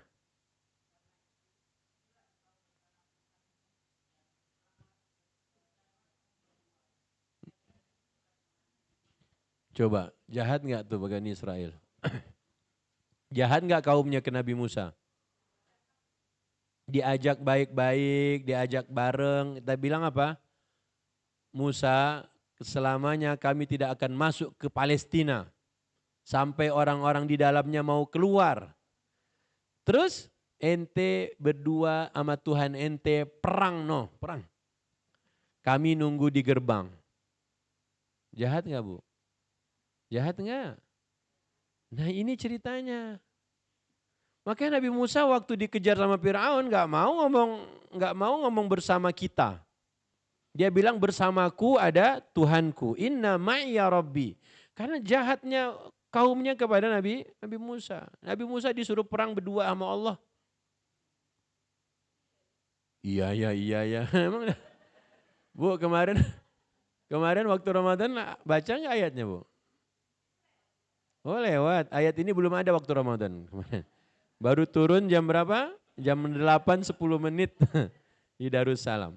Jadi jahatnya mereka dulu sama ke Nabi Musa sampai-sampai ke tahap ini. Diajak perang, masuk ke Palestina, mereka bilang selamanya kami tidak akan masuk selama mereka masih ada di dalam. Terus engkaulah pergi sana wahai Musa berperang dengan Tuhanmu. Dia cuma berdua doang tuh. Idhab anta wa rabbuka. Pergilah engkau bersama Tuhanmu, peranglah kamu, kami duduk di pintu gerbang menunggu. Makanya Bani Israel itu mentalnya bukan mental pejuang. Kalau bapak-bapak kan Masya Allah mental pejuang. Orang cuti sekolah dia berjuang mau tadabur Quran. Pas udah ditadabur, di kelas dibully lagi sama Pak Ustadz kan. Oke, lihat ayat sebelumnya. Ayat 21. Al-Maidah. Ini kalau ada orang Indonesia konon katanya 15% masih mendukung Israel. Ya, Al-Maidah mulai ayat 21. Konon katanya orang Indonesia yang mendukung Israel itu masih 15%. Sekarang kita lihat sejarahnya. Oke, silakan. Nah, dulu begini kasusnya. Udah diajakin, wahai kaumku, masuklah kamu ke dalam negeri yang disucikan. Al-Ardul Muqaddasah. Masuklah kamu ke Palestina. Dulu ini zaman Musa. Nabi Muhammad belum lahir, Nabi Isa belum ada. Zaman Musa diajakin, masuklah ke negeri Palestina. Lanjut Bu. Nah Allah udah kasih itu negeri. Awalnya begini. Kenapa sekarang nyaplok lagi? Kenapa sekarang ngerampas lagi? Itulah masalahnya orang Indonesia yang nggak paham. Tadi ngomongnya apa? Kasihan ya dia nggak punya negeri. Biarin deh. Apaan? Kasih aja tuh Bogor kalau mau. Ya, makanya baca Quran biar nggak salah. Tadi surat Ibrahim kata Allah, ingatkan hari-hari Allah itu. Hari-hari Allah itu di mana Allah menyelamatkan Musa di antaranya dan Allah menenggelamkan Fir'aun. Jadi perilaku kaumnya Musa itu seperti ini. Apa? Masuklah ke negeri Palestina karena Allah sudah berikan itu untuk kalian. Begitu sejarah awalnya. Lanjut.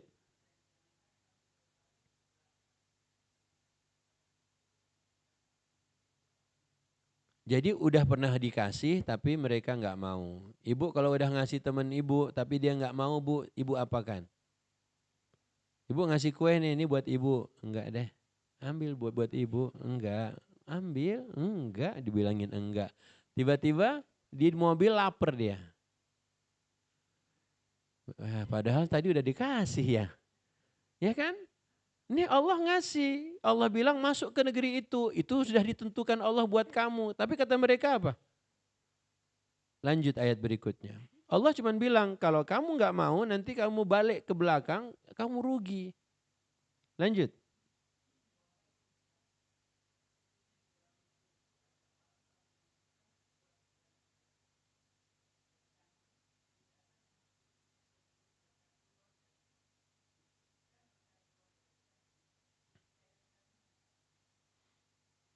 Begini mentalnya.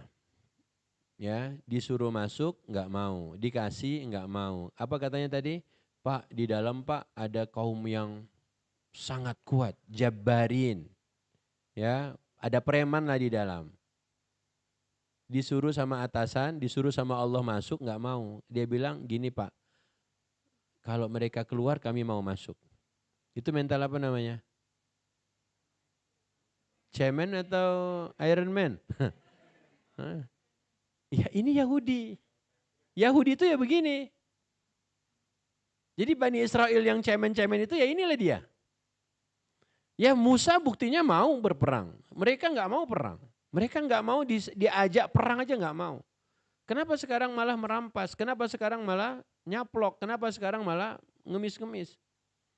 Maka alhamdulillah Allah udah cerita, sayangnya cerita ini nggak populer seperti tadi. Apa?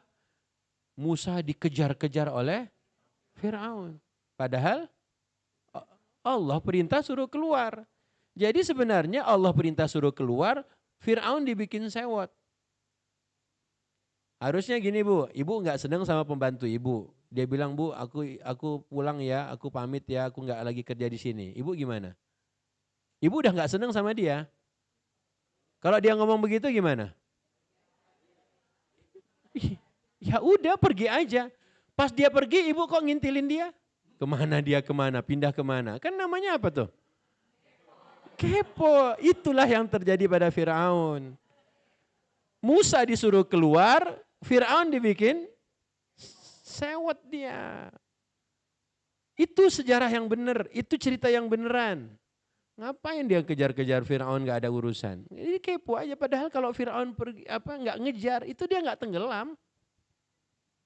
Maka ibu-ibu jangan ibu ngintilin laki itu. Penasaran saya Ustaz. Nanti ibu macam Aisyah lah. Aisyah itu dia nggak bisa tidur gara-gara lihat Rasulullah nggak bisa tidur. Akhirnya dia bilang ada apa nih? Ini ngapain lagi nih?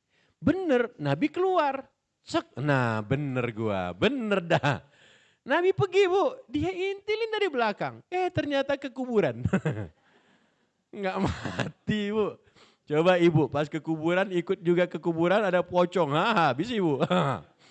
Ya, tapi hatinya bilang, ya ternyata ke kuburan doang. Tapi apa kata Aisyah waktu itu? Kata beliau, jangan-jangan pas pulang baru mampir. Beneran. Ditungguin lagi tuh. Set. Wah, pulang nih Nabi.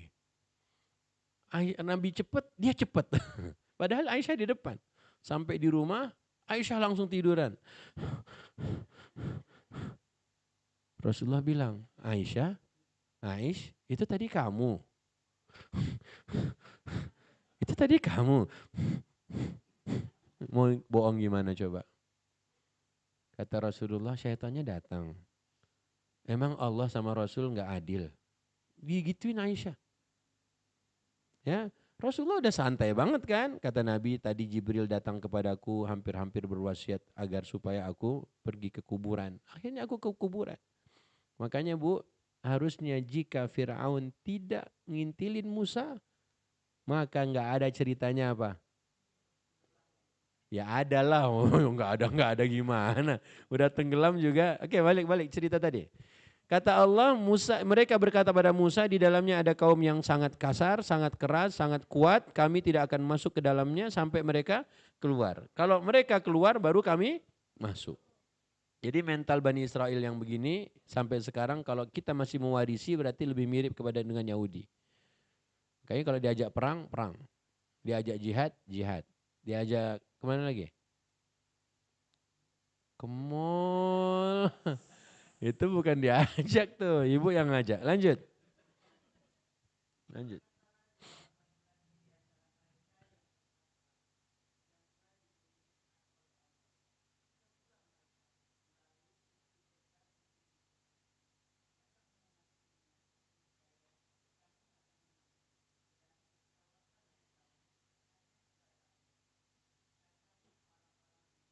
Jadi caranya sederhana. Apa yang penting masuk dulu aja, ya, serbu dulu aja. Urusan menang kalah urusan nanti. Kenapa? Karena udah ada perintah. Ya, kalau begini caranya, maka alhamdulillah sekarang orang Indonesia kalau diajak perang, insya Allah mau. Diajak tutup MBG, tutup sementara. Apalagi? Diajak apa lagi? Lihat Iran, ya. Ketika Iran bisa menguasai negerinya, dia bilang perang, perang. Dia bilang berhenti, berhenti. Ya, yang sewot sekarang siapa? Amerika sama Israel. Ya, Israel nggak mau berhenti. Yang mau Amerika. Pertanyaannya, kenapa Amerika mau berhenti, Israel nggak mau? Kalau kita baca Quran, orang-orang Nasrani itu dia lebih mudah sebenarnya, lebih dekat dengan kita dari ketimbang orang-orang Yahudi. Makanya orang-orang Nasrani Amerika itu banyak. Ya, memang notabene negara mereka, mereka Nasrani. Kalau orang Yahudi beda, Israel itu Yahudi. Maka alhamdulillah belajar dari Quran kita bisa melihat ribuan tahun ke belakang. Tapi kalau kita melihatnya cuman kata pengamat itu 5 tahun yang lalu aja itu paling mentok. Ya, tapi kalau pakai Quran dari sampai beribu tahun pun kita bisa baca zaman. Oke, lanjut. Kata Allah, ada orang yang berkata, udah gini aja caranya, serbu aja dulu, insya Allah kalau kau sudah masuk, pasti engkau menang. Tapi kalau engkau nggak mau masuk, ya engkau nggak dapat apa-apa. Makanya di awal tadi udah dikasih tahu, ini peruntukannya buat kamu. Ya, Bapak kalau udah dibilangin sama bos Bapak, ini buat kamu, percaya nggak? Percaya. Sekarang Allah bilang masuk negeri itu, mereka nggak mau.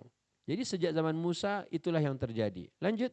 Makanya kata Allah, tadi sudah kita baca, mereka berkata kepada Musa, selamanya kami tidak akan masuk ke dalamnya sampai selama mereka masih di dalamnya, kemudian pergilah engkau bersama Tuhanmu, berperang berdua, kami nunggu di pintu gerbang. Akhirnya Nabi Musa pun sedih. Nabi Musa berkata, Rabbi, wahai Tuhanku, innila amliku illa nafsi wa akhi, ayat 25. Aku enggak kuasa ya Allah menghadapi mereka. Ya, aku enggak punya siapa-siapa lagi. Aku cuma punya engkau dan saudaraku. Siapa? Harun. Maka aku mohon padamu, fafruk, pisahkanlah bainana wa bainal qaumil fasiqin. Pisahkan aku dengan orang-orang fasik itu. Ya. Fasik itu siapa? Fasik itu orang-orang yang sudah tahu tapi tetap dia langgar. Ya, itulah doa Nabi Musa. Tapi Nabi Musa enggak tega tuh. Nabi Musa, jadi Rasulullah waktu baca kisah Nabi Musa, kayak gini Nabi Muhammad tuh. Rasulullah tuh gini, Musa ya Allah kok bisa ya kamu tuh kayak gitu. Itu Nabi Muhammad ngomong ke dirinya sendiri, dalam hadis disebutkan, Musa kok engkau bisa seperti itu, umatmu udah disuruh masuk Palestina nggak mau, disuruh perang berdua sama Tuhan doang, kemudian ngeyelnya naudzubillah, kemudian apa? Maunya nunggu di pintu gerbang. Ayat berikutnya 25, kata Allah maka aku haramkan mereka berapa tahun? Masuk ke negeri Palestina arba'ina sanah 40 tahun. Makanya orang-orang kafir tuh bikin film Exodus, lintang lantung dia nggak jelas di mana tempatnya, itulah cerita yang tadi itu. Muharramatun alaihim arba'ina sanah. 40 tahun nggak jelas di mana tempat mereka. Tapi pun begitu Nabi Musa masih menggembleng Bani Israel sampai Nabi Musa wafat. Jadi 40 tahun ini yang haram mereka masuk ke Palestinanya lagi, Nabi Musa masih menggembleng Bani Israel sampai beliau wafat. Yang itulah Nabi Muhammad bilang, Musa, Musa. Mas Anies, manis. Musa. Ya. Masih banget kamu ngeladenin Bani Israel padahal udah sejahat itu. Makanya Nabi Muhammad mengetahui kisah yang begini membuat dia semakin kuat. Makanya kalau kita ustadz tahu cerita begini, ngadepin jemaah yang begini mah ya biasa. Biasa aja. Ya, tadi terdaftar 35 orang doang. Oh, biasanya 70. Enggak apa-apa. Ustadz mah harus mentalnya harus kuat. Jadi ustadz tahu sekarang lagi cuti sekolah, jadi yang enggak hadir lebih banyak, tapi ternyata full juga. Ya. Makanya alhamdulillah balik ke surat apa tadi? Asy-Syu'ara. Jadi ceritanya udah jelas ya, versi Quran, jangan lagi versi kita. Kalau versi kita kan kemana-mana nanti. Wah kasihan dia, kasihan. Ini versi Quran biar Allah luruskan kisah-kisahnya. Asy-Syu'ara. Oke, dibawa keluar jam berapa tadi kaumnya? Malam hari dibawa keluar, disusul saat matahari terbit. Oke, udah dapat belum tuh kira-kira hitungan bapak-bapak? Berapakah jumlah kaum Musa? 600.000, 1 juta. Oke, ngeluarin warga Tangerang Selatan dalam 6 jam itu gimana caranya? Mengevakuasi warga Tangerang Selatan dalam waktu 6 jam, gimana caranya? Pentongan tung tung tung tung tung tung. Tung sahur dong. Kumpul-kumpul, wah ketahuan sama Firaun. Oke, buka ayat berikutnya. Ayat berapa sekarang? Jangan yang 60-nya dulu, yang tadi yang 53. Jadi versinya diluruskan, Allah beri wahyu kepada Musa bahwa keluar kaummu malam hari ini karena kamu pasti disusul. Jadi bukan ujuk-ujuk Firaun ngejar Nabi Musa, enggak, tapi Allah perintahkan Musa keluar bawa kaumnya. Oke, ayat 53.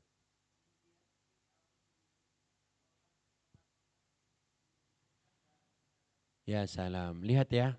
Beginilah kalau sedang panik. Ya, kontak lurah, kontak camat, kontak kodim, koramil, mana lagi? Semuanya dikontak sama Firaun malam itu. Polsek, Polres, semuanya. Subhanallah ya, Allah tidak ceritakan bagian Musa. Allah gak ceritakan bagian Musa, Allah ceritakan yang versi Firaunnya. Firaun malam itu sewot dia, mumet dia. Harusnya biarin aja. Kan ketahuan tuh, keluarlah semuanya, tapi Allah bilang Firaun kontak semuanya. Kira-kira berapa lawan berapa malam itu? Jika umat Nabi Musa malam itu 1 juta, Firaun punya tentara berapa? Berapa juta? 50-50? Berapa juta? Allah lagi-lagi enggak pernah cerita angka. Berarti kan poinnya buat saya apa? Pelajarannya buat kita apa? Makanya tadi setiap kita belajar sirah, kapankah perang Ahzab terjadi? Di tahun berapa perang Ahzab terjadi? Berapakah jumlah pasukan Ahzab? Berapakah jumlah pasukan musyrik? Itu enggak penting sebenarnya. Ya, tanggal lahir Rasulullah itu enggak penting-penting banget. Yang penting itu yang Allah ceritakan di Quran. Berarti yang penting bukan jumlahnya berapa. Allah ingin ngasih tahu ke kita ini. Fir'aun panik. Ketika panik semuanya dikumpulkan. Sementara kira-kira Musa tenang apa enggak? Musa saat itu tenang atau panik? Musa. Musa tenang. Makanya tadi Musa bilang apa? Tenang. Musa bilang enggak, bersamaku ada Tuhanku. Makanya orang kalau sama Allah tenang banget. Oke, lanjut.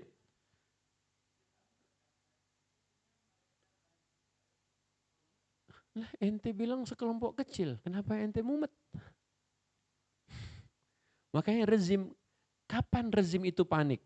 Padahal sekelompok kecil doang katanya, kok bisa panik? Karena bakal ada yang terbongkar. Apanya? Korupsinya. Apanya lagi? Ijazahnya, apa lagi? Kenapa? Cuman katanya la syirzimatun qalilun, cuman kecil doang. Ente bilang dia kecil, harusnya kan nggak usah pakai kelompok besar, nggak usah pakai tentara yang besar. Makanya fikih kalau orang panik tuh begini caranya, begini ceritanya. Makanya bapak-bapak ngadepin istri nggak usah panik. Nanti semuanya bapak kontak susah. Istri bapak udah tahu, Fir'aun tuh, Fir'aun itu. Ya, makanya Fir'aun itu bukan cuma dia doang. Dalam diri kita pun mungkin ada Fir'aun-Fir'aun yang harus kita tuntaskan. Oke ya, lanjut ayat 55.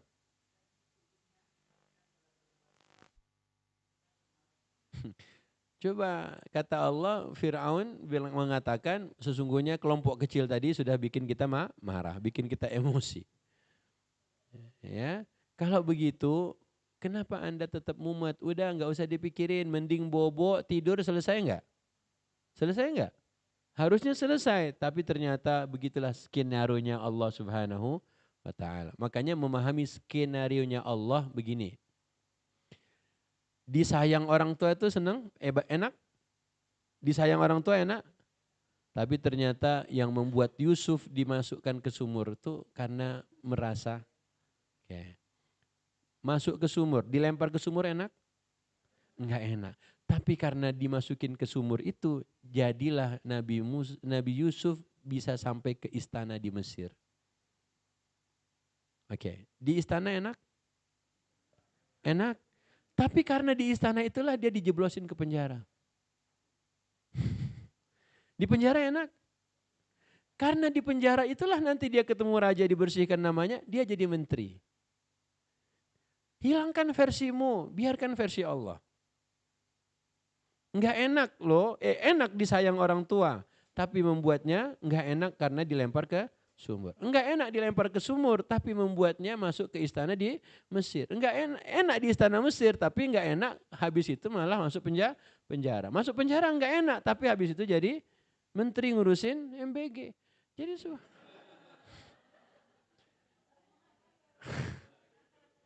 MBG lagi.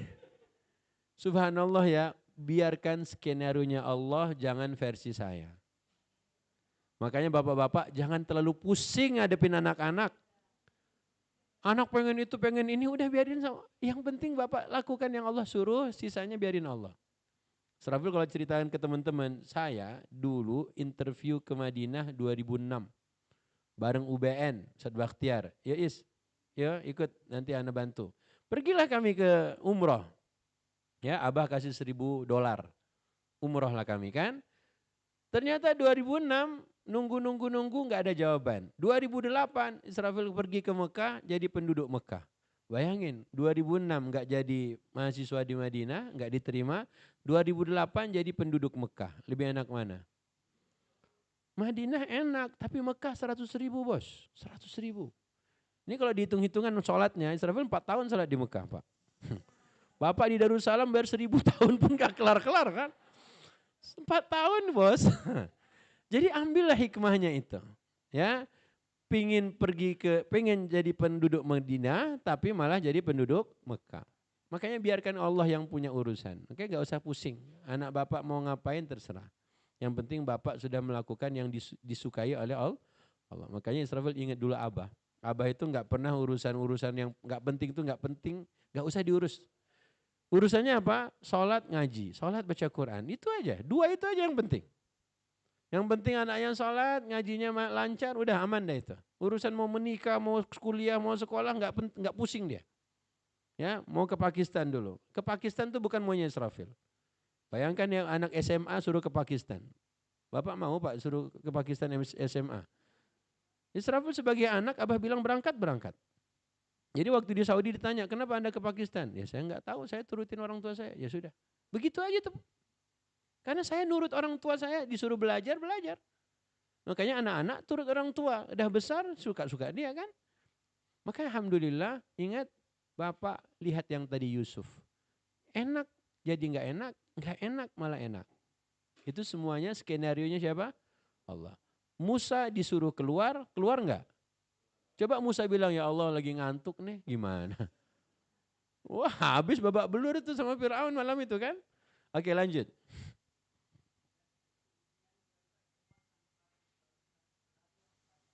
Oke. Jadi kata Fir'aun semuanya harus siaga satu malam itu. Padahal Musa udah keluar. Lanjut.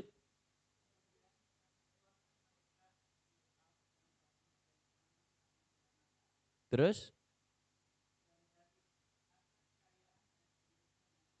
Oke. Fir'aun punya taman. Punya mata air. Punya apa lagi? Harta kekayaan. Punya apa lagi? Semua yang dia usahakan selama ini oleh Allah dibikin apa? Semua ditinggalkan sama dia. Jadi bisa nggak Allah mengeluarkan orang kaya dari semua hartanya? Bisa. Yang ngambil siapa? Ibu-ibu lah. Allah yang cerita. Allah bilang kami keluarkan Fir'aun. Jadi semua harta-harta itu nanti bukan milik dia lagi. Semua milik siapa? Bani Israel. Tapi kalau kita nggak paham, nggak tahu cerita Quran, Ustadz emang boleh Ustadz menjarah Ustadz? Ya nggak boleh lah. Tapi kan nanti ada pembagiannya. Seperti Suriah. Suriah itu diambil semuanya oleh pemerintah sebelumnya. Syiah siapa itu namanya? Bashar. Habis ketika Ahmad Syara menjadi presidennya, akhirnya apa? Dikembalikan lagi kan? Maka alhamdulillah begini Allah cerita Musa dan Fir'aun. Musa dijahatin, Musa dizalimin, Bani Israel juga sama. Kata Allah, dia punya, Fir'aun punya segalanya, tapi Allah bikin dia keluar. Dia nggak sempat bawa barang-barangnya, nggak sempat bawa hartanya. Beda dengan Qarun. Qarun bawa semua hartanya oleh Allah ditenggelamkan bersama hartanya. Jadilah harta Qarun. Musa enggak demikian. Fir'aun kata Allah, kami keluarkan Fir'aun dan seluruh bala tentaranya. Di belakangnya ada jannat, ada uyun, ada kunuz, ada maqamin karim. Oke, lanjut. 59.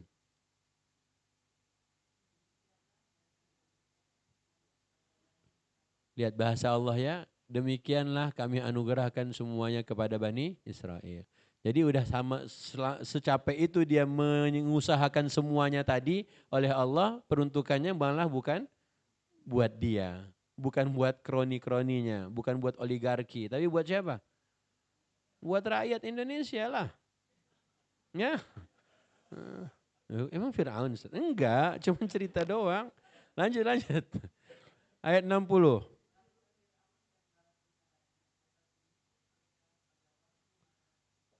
Oke, matahari terbit. Berarti cuma 5-6 jam saja. Kalau dia mulai keluar jam berapa tadi? Jam 1. 2, 3, 4, 5, 6. Ya. Kalau dia keluar habis Isya, ketahuan. Kalau dia keluarnya jam 12, masih. Berarti 7 jam doang tuh mengevakuasi 1 juta pengikutnya. Ya. Dan di malam hari pula. Oke, Ibu mau nyari rutenya? Nggak penting. Ya, tinggal tanyakan ke chat GPT aja ke AI.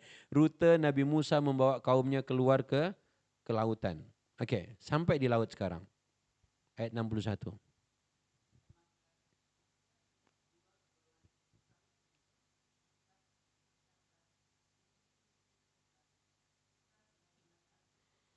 Lihat kata-katanya, pengikutnya bilang apa? Kita benar-benar akan tersusul. Itu udah nggak ada Allah kan berarti? Nggak ada Allah kan? Itulah namanya Bani Israel. Kalau nggak begitu bukan Bani Israel namanya.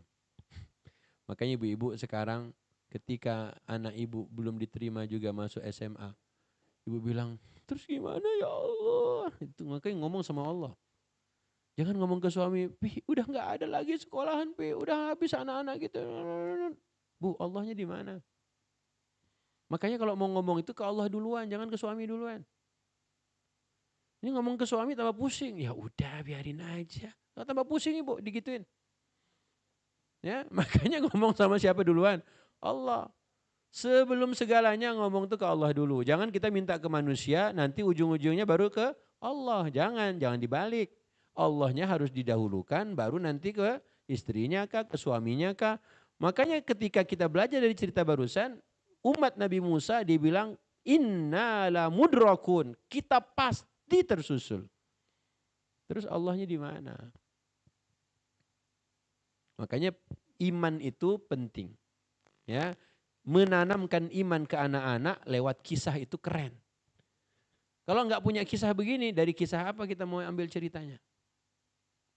Ya, maka oleh Allah dalam surat Hud, ya Allah bilang kisah-kisah para rasul yang kami ceritakan itu supaya mantap hatimu wahai Rasul sallallahu alaihi wasallam. Oke, lanjut ayat 62.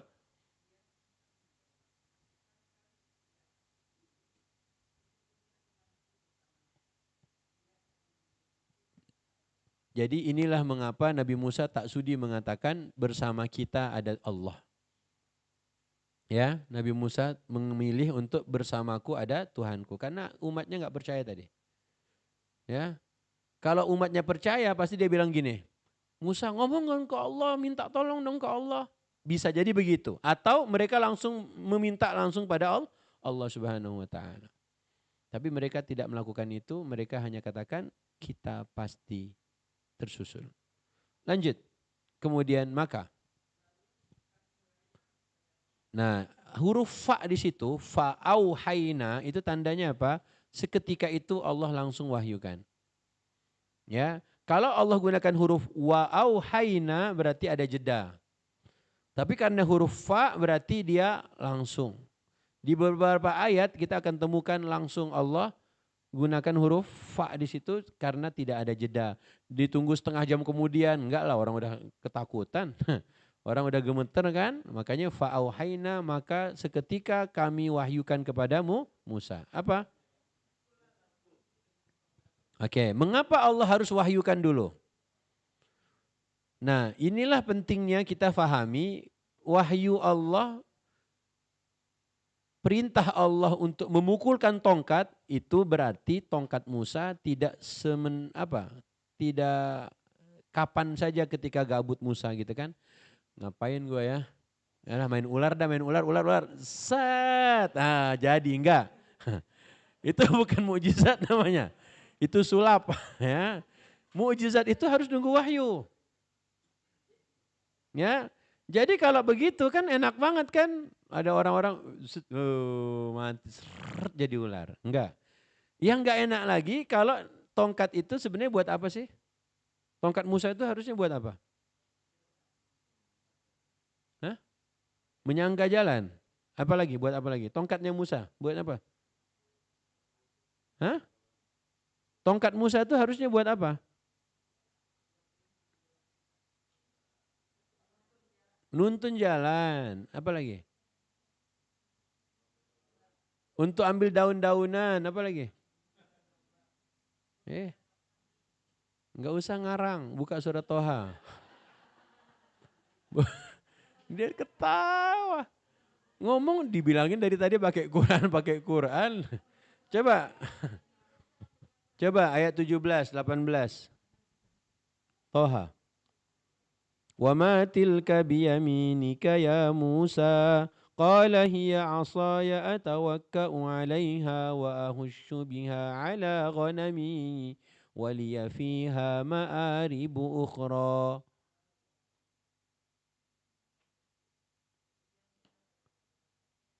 Enggak, yang ayat 17-nya dulu.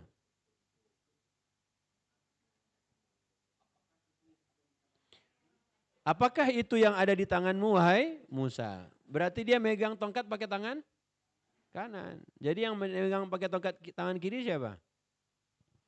Jenderal. Kalau tongkat yang jenderal itu di tangan kanan apa kiri? Di tangan kiri. Oh di ketiak. Khatib Jumat juga. Oh, Masya Allah. Kalau Musa di tangan kanan. Allah tanya apa yang di tangan kananmu. Makanya kalau tongkat yang dipakai oleh jenderal itu kayak yang dipakai Sulaiman. Makanya kan nggak ketahuan Sulaiman mati sampai tongkatnya dimakan rayap. Jadi bukan tongkat yang kayak atuk-atuk enggak. Nah, tongkat yang di Musa ini di tangan kanannya. Allah tanya, ya apa yang di tangan kananmu wahai Musa? Terus, itu adalah tongkat aku. Ini adalah tongkat aku. Terus, oke, aku bertumpu padanya. Arti bertumpu padanya itu gimana? Oh, senderan di tongkat. Nah, hah? Makanya biar Bapak tahu ikutlah trekking, biar tahu apa manfaat tongkat. Ya. Oke, ahusyu biha yang kedua. Tadi bertumpu padanya atau kau alaiha. Jadi kalau Bapak pakai tongkat naik gunung, Pak, Bapak bisa bertumpu padanya. Oke, yang kedua, aku gunakan untuk merontokkan daun-daunan buat kambingku. Sekiranya tongkat itu diginiin jadi ular, kan nggak jadi buat kambing. Lari kambingnya kan? Makanya ingat tidak ada mukjizat Musa, jadi tongkat itu bisa ular, bisa belah lautan, bisa mukul batu keluar mata air, 12 mata air, kecuali semuanya nunggu wahyu. Kalau dia nggak jadi wahyu yang kayak tiga tadi, dia dimanfaatkan buat tadi. Buat nyari daunan buat kambing. Yang ketiga, dan masih ada keperluan yang lainnya. Imam Ghazali ketika baca ayat ini, beliau memberikan catatan. Mengapa Allah nanya satu dijawab tiga? Pertanyaan Allah kan cuma satu. Apa yang ada di tanganmu wahai Musa, betul? Kenapa jawabnya panjang banget? Ya ini tongkat aku, terus aku buat naik gunung, naik bukit, terus aku buat nyari rontokin daun buat kambing, ya masih banyak lagi. Pertanyaannya satu, kenapa jawabnya banyak? Kata Imam Ghazali, itulah Nabi Musa. Dia seneng banget sebenarnya ngomong sama Allah. Jadi biar lama-lama gitu ngomongnya. Ibu kalau ngomongnya pendek-pendek tuh, ini, ya, hmm, hmm. Lihat ya, Imam Ghazali baca yang beginian Pak, dia dapat pelajaran banyak. Asyik banget ngobrol sama Allah kan. Biasanya Bapak kalau orang penting Pak, Bapak bisa ngobrol lama enggak? Bisa? Gimana caranya? Ajak dia makan ke rumah. Ada Ustadz Daud Kondang, Ustadz Somad datang, ajak makan ke rumah. Biar lama-lama ngobrol. Ternyata pas di rumah pun enggak ngobrol juga. Tapi seneng aja tuh dekat Allah lama-lama tuh seneng. Makanya Musa ditanya satu jawabnya panjang. Ya, kalau belajar dengan Nabi Sulaiman dari burung hudhud itu dia mau ngomong apa ke Sulaiman dia mikir dulu. Makanya kalau ngomong sama orang penting nggak bisa waktunya panjang-panjang. Udah pulang. Gitu kan? Siapa lagi begitu. Makanya beruntung banget bapak-bapak, ibu-ibu bisa ngobrol sama ustadz-ustadz lama gitu kan, dibully lagi. Beruntung harusnya. Oh, enak banget. Makanya kita setiap hari 5 waktu sholat bisa ngobrol sama Allah. Itu beruntung. Makanya Israel seneng banget sama Gus Baha. Gara-gara apa? Gus Baha mengkritik orang-orang yang menjilat penguasa. Ya, baru menteri datang, kayaknya apa gitu kan. Dia datang bukan buat ketemu kamu juga. Tapi dia jilat gitu. Kata Gus Baha, ngapain? Wong saya setiap hari mainnya sama Allah 5 waktu kok. Ini baru menteri datang harus saya. Makanya mainnya belum terlalu jauh. Kan bapak-bapak Masya Allah kan. Ketemu Ustadz biasa kan? Uang 5 kali sehari ketemu Allah aja biasa-biasa juga. Oke ya, lanjut. Jadi balik ke surat yang tadi ya. Jadi pelajarannya adalah Musa senang banget sama Allah, maka nanya satu, jawabnya banyak. Musa senang banget sama Allah, tapi apa? Dikasih 30 hari, minta extend 10 hari lagi. Tapi disitulah yang terjadi penyelewengan Bani Israel. Jadi ketika Bani Israel 30 hari enggak ngaji dengan nabinya, maka dia bisa musyrik. Bapak-bapak kalau enggak ngaji jangan sebulan. Habis Pak, jangan-jangan bisa enggak datang ke Darussalam lagi. Udah bagus deh itu ya, pekan 2, pekan 4. Bagus deh itu ya. Ini sebulan nggak ngaji Pak, musyrik ya Pak. Nyembah patung anak sapi bisa-bisanya. Makanya adik-adik yang lagi libur sekolah jangan lama-lama berhenti belajarnya. Ya, jangan libur sekolah itu 1 bulan. Khawatirnya kayak Israel. Sebulan nggak ketemu Nabi Musa, malah ketemunya Samiri. Nyembah siapa?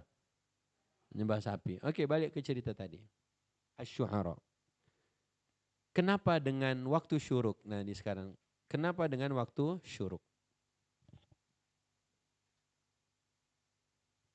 Kita buka surat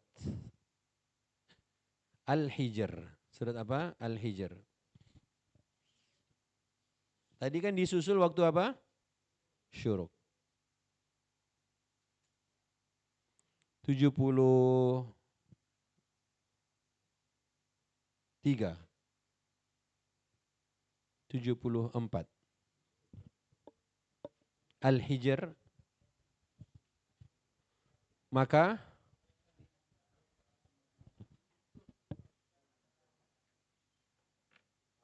fa'akhadhathumus sayhatu musyrikin. Masih sama kata-katanya?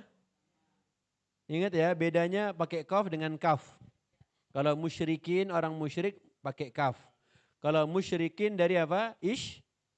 Isyraq, dari syuruk.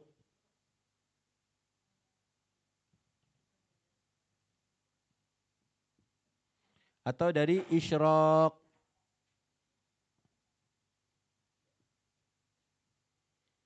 Syuruk atau isyraq. Oke. Dalam kasus ini yang dihukum di waktu syuruk siapa? Di ayat Al-Hijr? Kok Fir'aun? Kaumnya Nabi Lut. Kaumnya Nabi Lut diazab di waktu syuruk. Dengan disambar apa? As-sayhah. Pum. Ayat berikutnya. Kemudian,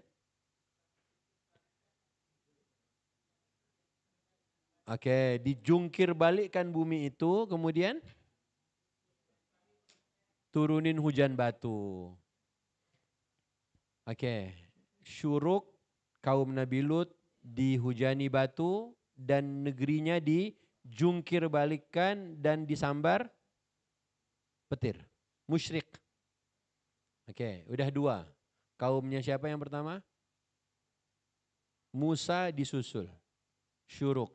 Berarti Fir'aun habis itu ditenggelamkan. Kaumnya Fir'aun ditenggelamkan di waktu syuruk. Kaum Nabi Lut disambar petir di waktu syuruk. Dijungkir balikkan buminya di waktu syuruk. Kaum Ad dan kaum Samud. Kapan mereka diazab?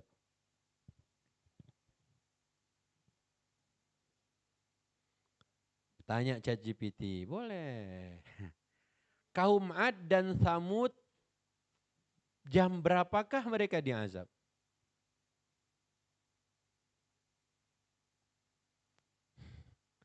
Buka Al-Haqqah.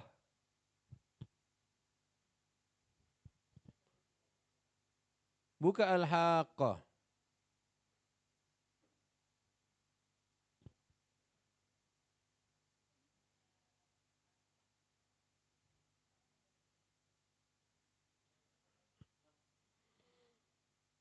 Mulai ayat berapa Al-Haqqah? Ayat 4.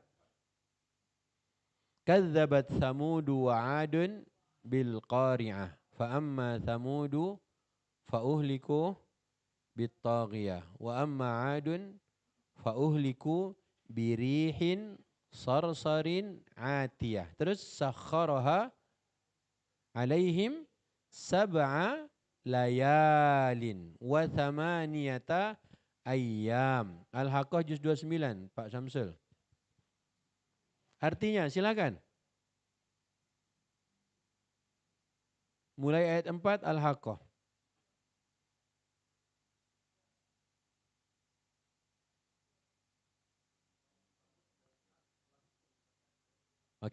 Kaum Samud dan kaum Ad enggak percaya hari kiamat. Terus?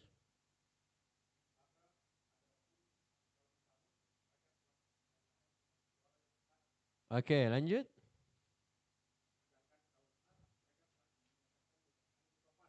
Mm-mm.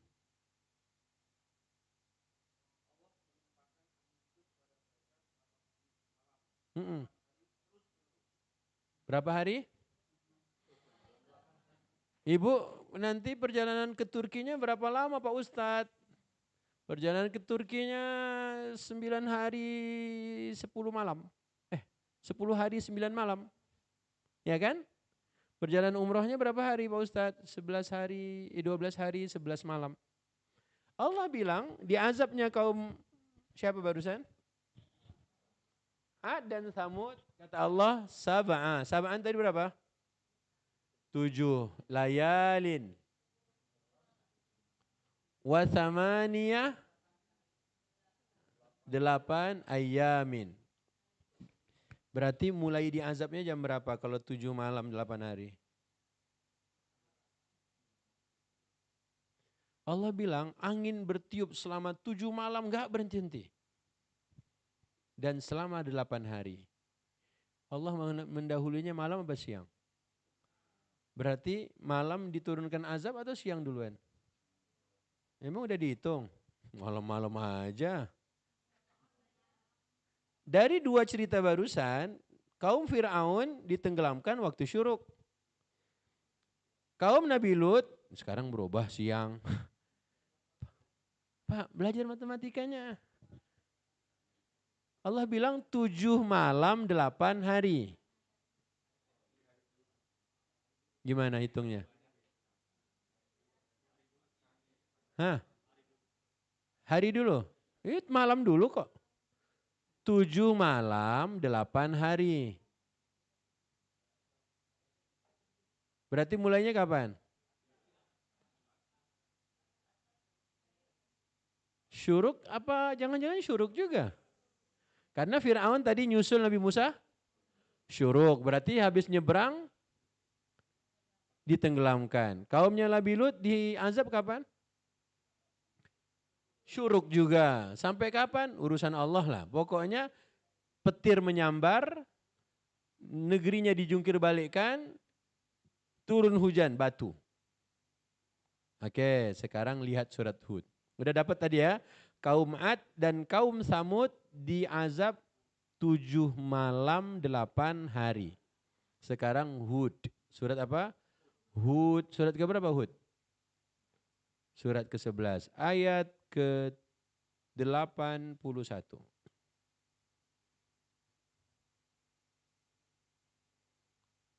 Mereka berkata,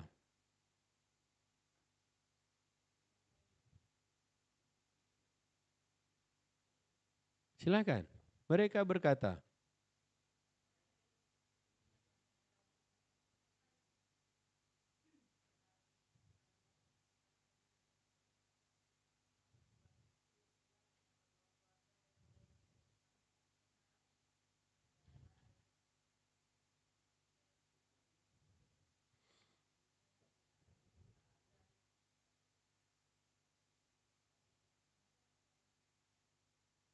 jadi waktu subuh itu waktu azab.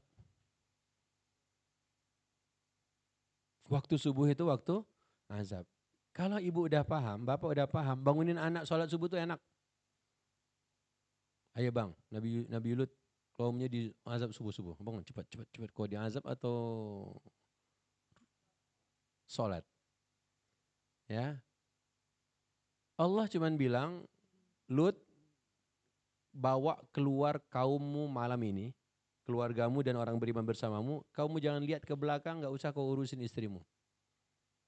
Ya, karena azab itu janjinya apa? Akan diturunkan di waktu subuh, alaisa subuhu biqarib. Bukankah sebentar lagi waktu subuh? Ada malam tadi asri, di sini juga asri, asr itu dari Isra, perjalanan malam. Malam kita ngapain? Subuh kita ngapain? Syuruk kita ngapain? Tiga ini, malam ngapain? Subuh ngapain? Syuruk ngapain? Jika kita melihat kisah Quran, maka inilah waktu-waktu rawan azab diturunkan. Tapi versi Rasulullah dalam hadis kita dimotivasi Untuk malamnya jangan bobok terus, subuhnya jangan lupa, kemudian syuruknya kita masih di masjid, masih beribadah. Makanya lihatlah dari angle yang berbeda sesudah kita tadabbur hari ini, waktu-waktu yang tadi Allah sebutkan malam, subuh dan syuruk itu semuanya waktu rawan azab. Tapi ternyata bapak-bapak ya salam lagi tahajud. Masya Allah. Lagi tadarus. Ya kan? Jam 3 lagi tadabur. Masya Allah. Jam 4 masih witir. Ya salam. Jam 5 subuhnya setengah jam. Ya Masya Allah. Syuruknya masih nunggu tuh. Masih nunggu. Mantap nggak tuh Pak? Begitu bapak-bapak. Alhamdulillah. Ibu-ibu juga sama. Makanya kalau begitu, waktu rawan azab ini ditambahin sama Allah. Kapan? Duha. Wah, jadi duha itu waktu rawan. Sekarang ini masih rawan azab nih. Kita keluar bisa-bisa kena azab. Azab jam 9 lah. Janganlah Ustaz. Oke ya, di mana kata duha di surat Al-A'raf? Jadi udah ada 4 waktu. Ada asr, malam, asri, isra. Kemudian yang kedua, subuh. Yang ketiga, musyrikin, syuruk. Yang keempat, duha. Surat Al-A'raf. Ya. Di Al-A'raf ini Allah bertanya, ya, ayat 98. Awa amina ahlul qura an ya'tiyahum ba'suna duhan wahum yal'abuna. Apakah orang-orang itu, manusia itu mengira mereka bisa tenang, anteng di waktu duha sementara azab diturunkan dan mereka sedang bermain? Duha, syuruk, subuh, malam. Ini waktu rawan azab kalau kita baca cerita kaum Samud, baca cerita kaum Ad, baca cerita kaum Lut, baca cerita kaum Fir'aun. Semua waktu-waktu ini dan alhamdulillah bapak-bapak berhasil melewatinya tadi 98. Jangan marah. Apakah penduduk negeri itu merasa aman datang siksaan kami di waktu duha, duhan, wahum yal'abuna, sementara mereka ngapain? Sedang bermain. Makanya dalam Quran Nabi Daud bertasbih kapan? Waktu syuruk. Ya, gunung-gunung bertasbih waktu syuruk bersama Nabi Daud alaihissalam. Jadi alhamdulillah motivasi Nabi berbeda. Motivasi Nabi tahu enggak? Siapa yang sholat subuh maka dia di dalam jaminan Allah. Itu motivasi Nabi. Jadi kalau bapak mau jahatin istri bapak, dia kalau sholat subuh pak, habis bapak. Jadi pas lagi enggak sholat subuh, enggak apa-apa. Karena dia enggak sholat subuh. Tapi kalau ibu mau ngelawan nama lakinya, dia sholat subuh, habis ibu. Pas dia lagi enggak sholat subuh pak, ibu, enggak apa-apa. Kok gitu Ustaz? Yuk buka hadisnya. Lihat ancaman Allah buat yang jahat sama yang sholat subuh. Ya, ibu kalau suami ibu subuhnya kesiangan, enggak apa-apa bu. Ibu hari itu marah-marahin dia, ngomelin dia, aman. Tapi kalau dia belum subuh udah bangun, subuh dia sholat, syuruk dia masih di masjid, hati-hati. Ya, kualat ibu nanti. Hadisnya apa Ustaz? Tulis. Siapa yang sholat subuh maka dia dalam jaminan Allah. Yang lanjutannya hadisnya itu yang kita mau baca nanti. Siapa yang sholat subuh dia dalam jaminan Allah. Silakan.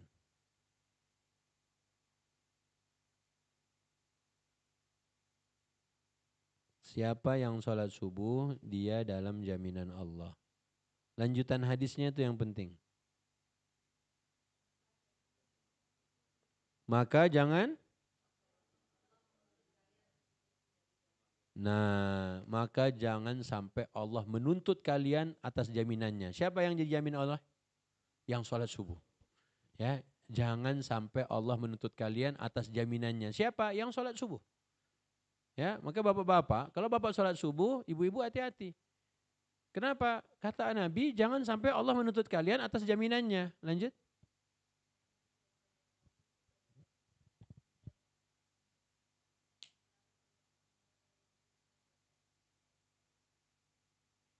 Makanya jangan pernah jahatin orang yang sholat subuh. Oh jadi kayaknya Ustaz, wah selama ini saya, wah hati-hati. Kalau anak bapak nggak sholat subuh, diapakan sekarang? Bangunin pakai cerita tadi. Kaum Nabi Lut, kaumnya Fir'aun, kaum Ad, kaum Samud. Semuanya diazab di waktu subuh, syuruk, malam, duha. Mulailah. Jangan lagi bilang, ayo dong bang, sholat dong bang. Enggak, masukkan tuh. Baru dalam perintah membangunkan subuh anak-anak. Waktu rawan azab itu adalah waktu subuh. Makanya Rasulullah hanya katakan yang sholat subuh dijamin Allah. Cerita tsunami Aceh. Tsunami Aceh itu yang ikut subuh, alhamdulillah banyak yang selamat. Cerita Aceh. Makanya pesan di Ibrahim tadi apa? Ingatkan mereka akan hari-hari Allah. Ustadz dijamin dalam apa aja Ustadz? Semua urusan dijamin. Urusan hartanya, urusan keluarganya, urusan anaknya, urusan apa lagi? Bisnisnya. Pokoknya sholat subuh aja dulu. Nah memotivasi sholat subuh ini banyak banget hadisnya. Kata Nabi siapa yang sholat subuh berarti dia dapat pahala sholat qiyamul lail semalam suntuk. Siapa yang sholat isya dia dapat pahala qiyamul lail separuh malam. Siapa yang sholat 2 rakaat sebelum subuh dia lebih baik dari dunia seisinya. Siapa yang berjalan ke sholat subuh dia nanti cahayanya terang sempurna di hari kiamat. Saking banyaknya motivasi Nabi membuat kita semakin mantap ketika mendapatkan kisah-kisah barusan. Ya. Makanya syuruk waktu rawan, duha waktu rawan, subuh waktu rawan, sebelum subuh pun waktu rawan. Dari malam hari kita nggak ada yang pernah tidak rawan. Kalau begitu malam hari yang pengen cari Allah, Allah ada di malam hari. Oke, jangan banyak tidur. Tidur itu untuk apa tadi? Istirahat. Bukan istirahat itu harus tidur. Coba ya. Tidur itu waja'alna naumakum subata. Dirubah caranya. Kalau kita tetap berpegang dengan mazhab 1 hari 8 jam tidur, berarti 1/3 hari kita tidur. 1/3 harinya tidur, kalau umurnya 63 tahun berarti tidurnya 21 tahun. Itu kalau dikurangi usia baligh 14 tahun. Berarti separuh hidupnya isinya tidur. Kan 35 tahun dia tidur. Kalau ditambah kerja 8 jam. Berapa jam, berapa hari buat dia, hidupnya berapa hari buat kerja, buat tidur. Udah habis buat kerja dan buat tidur. Terus buat tadaburnya ya cuma berapa jam doang. Makanya oleh Allah di akhir surat Al-Ahqaf, yuk ke Al-Ahqaf. Akhir surat Al-Ahqaf Allah bilang fasbir kama sabara ulul azmi minar rusul wala tasta'jil lahum. Wala tasta'jil lahum. Udah habis waktu kita ya jam 9. Akhir Al-Ahqaf. Maka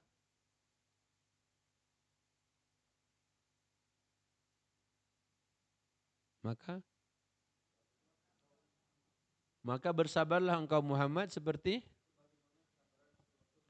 Jadi jangan lagi habis ini ada yang bilang sabar itu ada batasnya. Sabar itu ada batasnya apa enggak? Hah? Sabar itu ada batasnya apa enggak?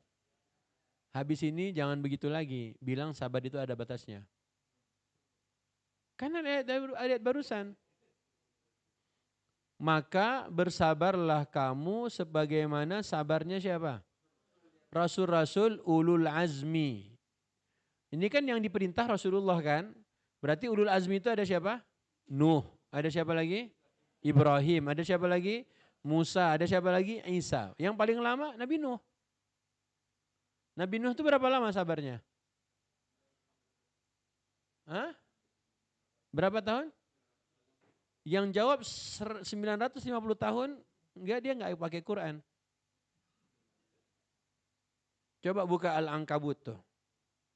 Yang jawab 950 tahun dia enggak pakai Quran. Terus berapa Ustadz? Ayat 14. Nah, yang pakai Quran yang jawabannya pasti kayak begini. Ayat 14. Kami utus Nuh kepada kaumnya, terus maka tinggal bersama kaumnya berapa tahun? 1000 tahun. Nah, yang jawab pakai Quran pasti begini. 1000 kurang 50. Ya kan sama Ustaz 950. Beda. Beda Bu. Ibu tahu bedanya di mana? Ini ada itu Bu, sepeda. Harga sepedanya Bu 1,999. Dengan harganya 2,000. Mana? Nah, makanya kalau Ibu lihat harganya 2,000, wah mahal. Tapi dibikinlah 1,999. Sama aja enggak? Beda. Kesannya beda. Supaya apa? Supaya Ibu tahu. Enggak nyampe 2 juta kok. Ya kan? Kurang 1000 katanya. Makanya Allah tidak gunakan 1000 tahun lamanya. Enggak, 1000 dikurangi 50. Ibu bilang 950. Tapi Allah enggak gunakan 950. Biar orang tuh terkesan 1000 tahun pun enggak nyampe sabarnya. Ibu udah sabar berapa tahun? Ibu udah sabar berapa tahun? Makanya Allah suruh Nabi Muhammad, sabarlah engkau seperti sabar Rasul-Rasul ulul azmi. Jadi sabar itu batasannya paling mentok berapa tahun? 1000 kurang 50. Lama Ustaz. Ada yang sabarnya 100 tahun di sini? Enggak ada. 200 tahun? Ya udah. Kenapa? Lanjut. Ayat yang tadi, yang Al-Ahqaf tadi. Jadi kalau pakai Quran itu biar kesannya enggak sampai 1000 tahun. Dikurangin 50. Walaupun benar 950. Tapi bukan versi Quran yang begitu. Oke ya. Bersabarlah engkau seperti sabarnya Rasul ulul azmi. Terus. Oke, ibu berdakwah udah 1000 tahun kurang 50. Tapi udah pun begitu Allah bilang jangan minta azab segera. Ibu bisa nggak bertahan Bu? Ya 1 periode lah. 1 periode aja. Ya sudah saya maafkan. Sudah saya maafkan. Saya nggak marah. Sekarang saya lawan. Oh, tenang Bu, santai. Ya. Sekarang saya lawan, tenang aja. Rasul itu nggak boleh, nggak diizinin begitu sama Allah. Oke? 1 tahun Nabi berdakwah, 2 tahun Nabi berdakwah, 3 tahun Nabi berdakwah, boleh nggak doakan orang-orang kafir tadi? Ya Allah matikan mereka 7 turunan langsung, boleh? Nggak boleh, makanya ibu harus sabar. Kalau ibu-ibu sebagai rakyat Indonesia dan baca Quran, insya Allah biar 10 tahun, 2 periode dipimpin, ditambah lagi, itu harusnya jangan doa yang jelek-jelek. Ya Allah, anaknya, cucunya, keturunannya. Itu enggak begitu Quran ngajarinnya. Siapa tahu nanti cucunya jalah jadi presiden yang Masya Allah gimana? Ish aja. Makanya jangan terlalu cepat mendoakan keburukan orang lain. Untuk orang lain. Andai dulu Nabi udah ngomongin jahat tentang ayahnya Khalid, Al-Walid itu. Enggak jadi Khalid masuk Islam. Makanya Khalid bin Walid itu bapaknya kan, na'udzubillah. Ikrimah bin Abu Jahal bapaknya, na'udzubillah. Tapi anaknya. Makanya dalam dakwah, benar mungkin ayah bundanya menolaknya na'udzubillah kan. Tapi ibu tetap dakwahin. Bapak tetap berdakwah. Begitu Allah ingin ajarkan. Lanjut ayatnya. Jadi jangan terlalu cepat mendoakan Jadi Pak Ustadz harus sabar enggak? Harus sabar. Kok muridnya udah 10 tahun nggak bisa bahasa Arab? Ya sabar. Nggak lulus-lulus. Oke ya, jadi Quran ngajarin berbeda. Habis ini nanti kalau ibu lihat anak ibu kok begini terus anak gua kan. Harusnya jangan lihat dia, lihat ibu. Kemarin ada bapak-bapak, anaknya yang anak ketiganya sedang hafalin Quran. Lalu tanya, bapak seneng anak bapak, suaranya bagus tuh. Tapi bapaknya baru juz 30 doang, itu pun gak kelar-kelar. Ya, makanya jangan terlalu kita mengintervensi anak harus hafal Quran sekarang, jangan. Ya, apalagi mendoakan yang tidak baik. Oke ya, sepakat? Boleh nggak kita doakan Pak Presiden yang buruk? Presiden sebelumnya? Wakil Presiden yang sekarang? Masya Allah, Masya Allah. Jadi komisaris nih ya. Lanjut.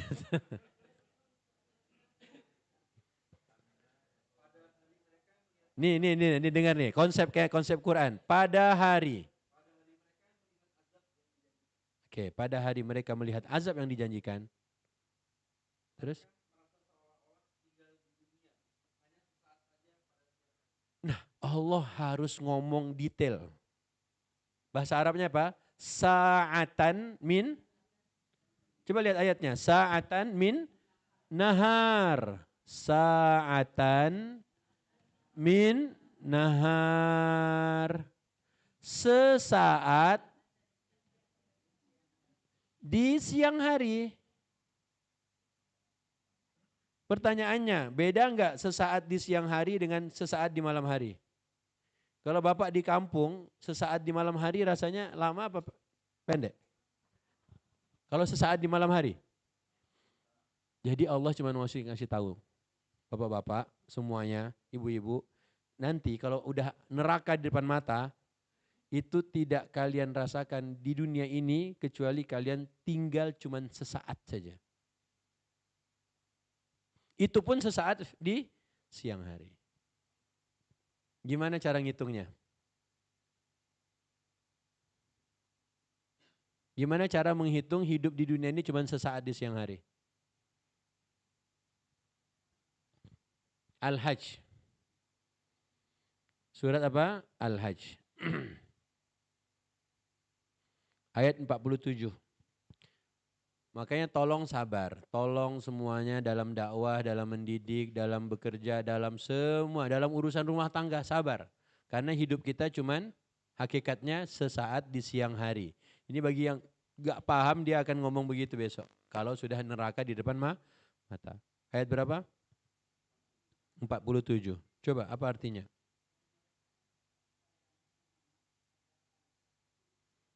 Makanya Bu melihat kemungkaran dibenerin. Ya dilurusin. Jangan azab ya Allah turunkan azabmu ya Allah. Habis kita nanti. Pas presiden yang didoakan itu lagi di Cibubur. Habis. Dia doa di Cibubur. Presidennya lagi lewat di Transyogi kan. Pas juga. Ya Allah. Ya. Ya Allah dia dan semua turunannya. Pas Pak Wapres lagi lewat banget di depan situ.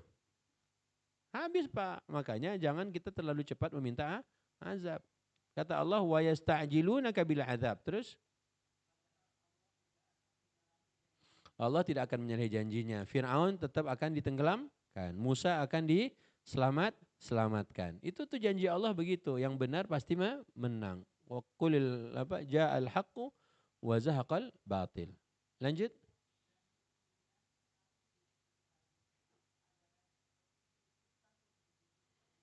Jadi sehari di sisi Allah, kalau nanti di hari akhirat besok, itu seperti 1000 tahun kita menghitungnya. Makanya sabar ngadepin istri, sabar ngadepin penguasa, sabar jadi rakyat. Ya, jangan doa yang buruk-buruk. Nanti terjadi buruknya, naudzubillah min dzalik. Jangan pernah doakan yang jelek buat anak-anak. Ya, pokoknya sabar saja. Insya Allah dia jadi orang. Tadi kan Nabi Yusuf di penjara enak nggak? Nggak enak. Tapi gara-gara di penjara dia jadi menteri. Disayang enak, tapi habis disayang dilempar ke sumur. Dilempar sumur nggak enak, tapi masuk ke istana Mesir. Di istana Mesir enak, tapi malah masukin ke penjara. Jadi semuanya biarin Allah aja. Jadi kita harus ngapain? Sabar. Sabar tuh ngapain Pak Ustadz? Tadabur lah. Jangan sabar tuh diam. Ya. Makanya satu hari di sisi kalian, di sisi Allah, satu hari di sisi Allah seperti 1000 tahun dalam hitungan kalian. Makanya Allah cuma bilang tadi apa? Jangan buru-buru minta azab. Karena nanti kalau mereka sudah melihat azab, tidaklah mereka rasakan hidup di dunia kecuali seperti sesaat di siang hari. Oke, Ashabul Kahfi ditidurkan berapa ratus tahun? Pas dibangunkan sehari atau sebentar. Uzair di Al-Baqarah ditidurkan 100 tahun. Pas dibangunkan sehari atau setengah hari. Di akhir Al-Mu'minun, orang-orang yang lama tinggal di dunia, pas besok di akhirat katanya sehari atau setengah hari. Jadi sebenarnya bukan durasinya.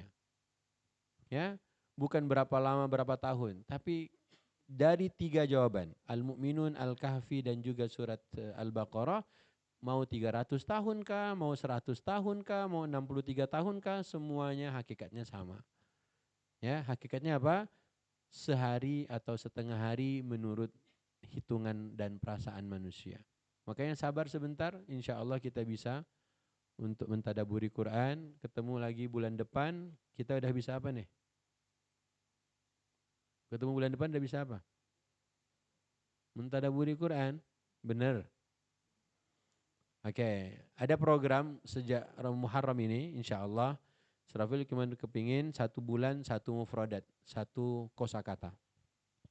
Ya, 1 kosakata Quran 1 bulan. 1 tahun lagi kita ketemu bulan Syawal, Bapak sudah faham 10 mufradat Quran. Insya Allah. Insya Allah.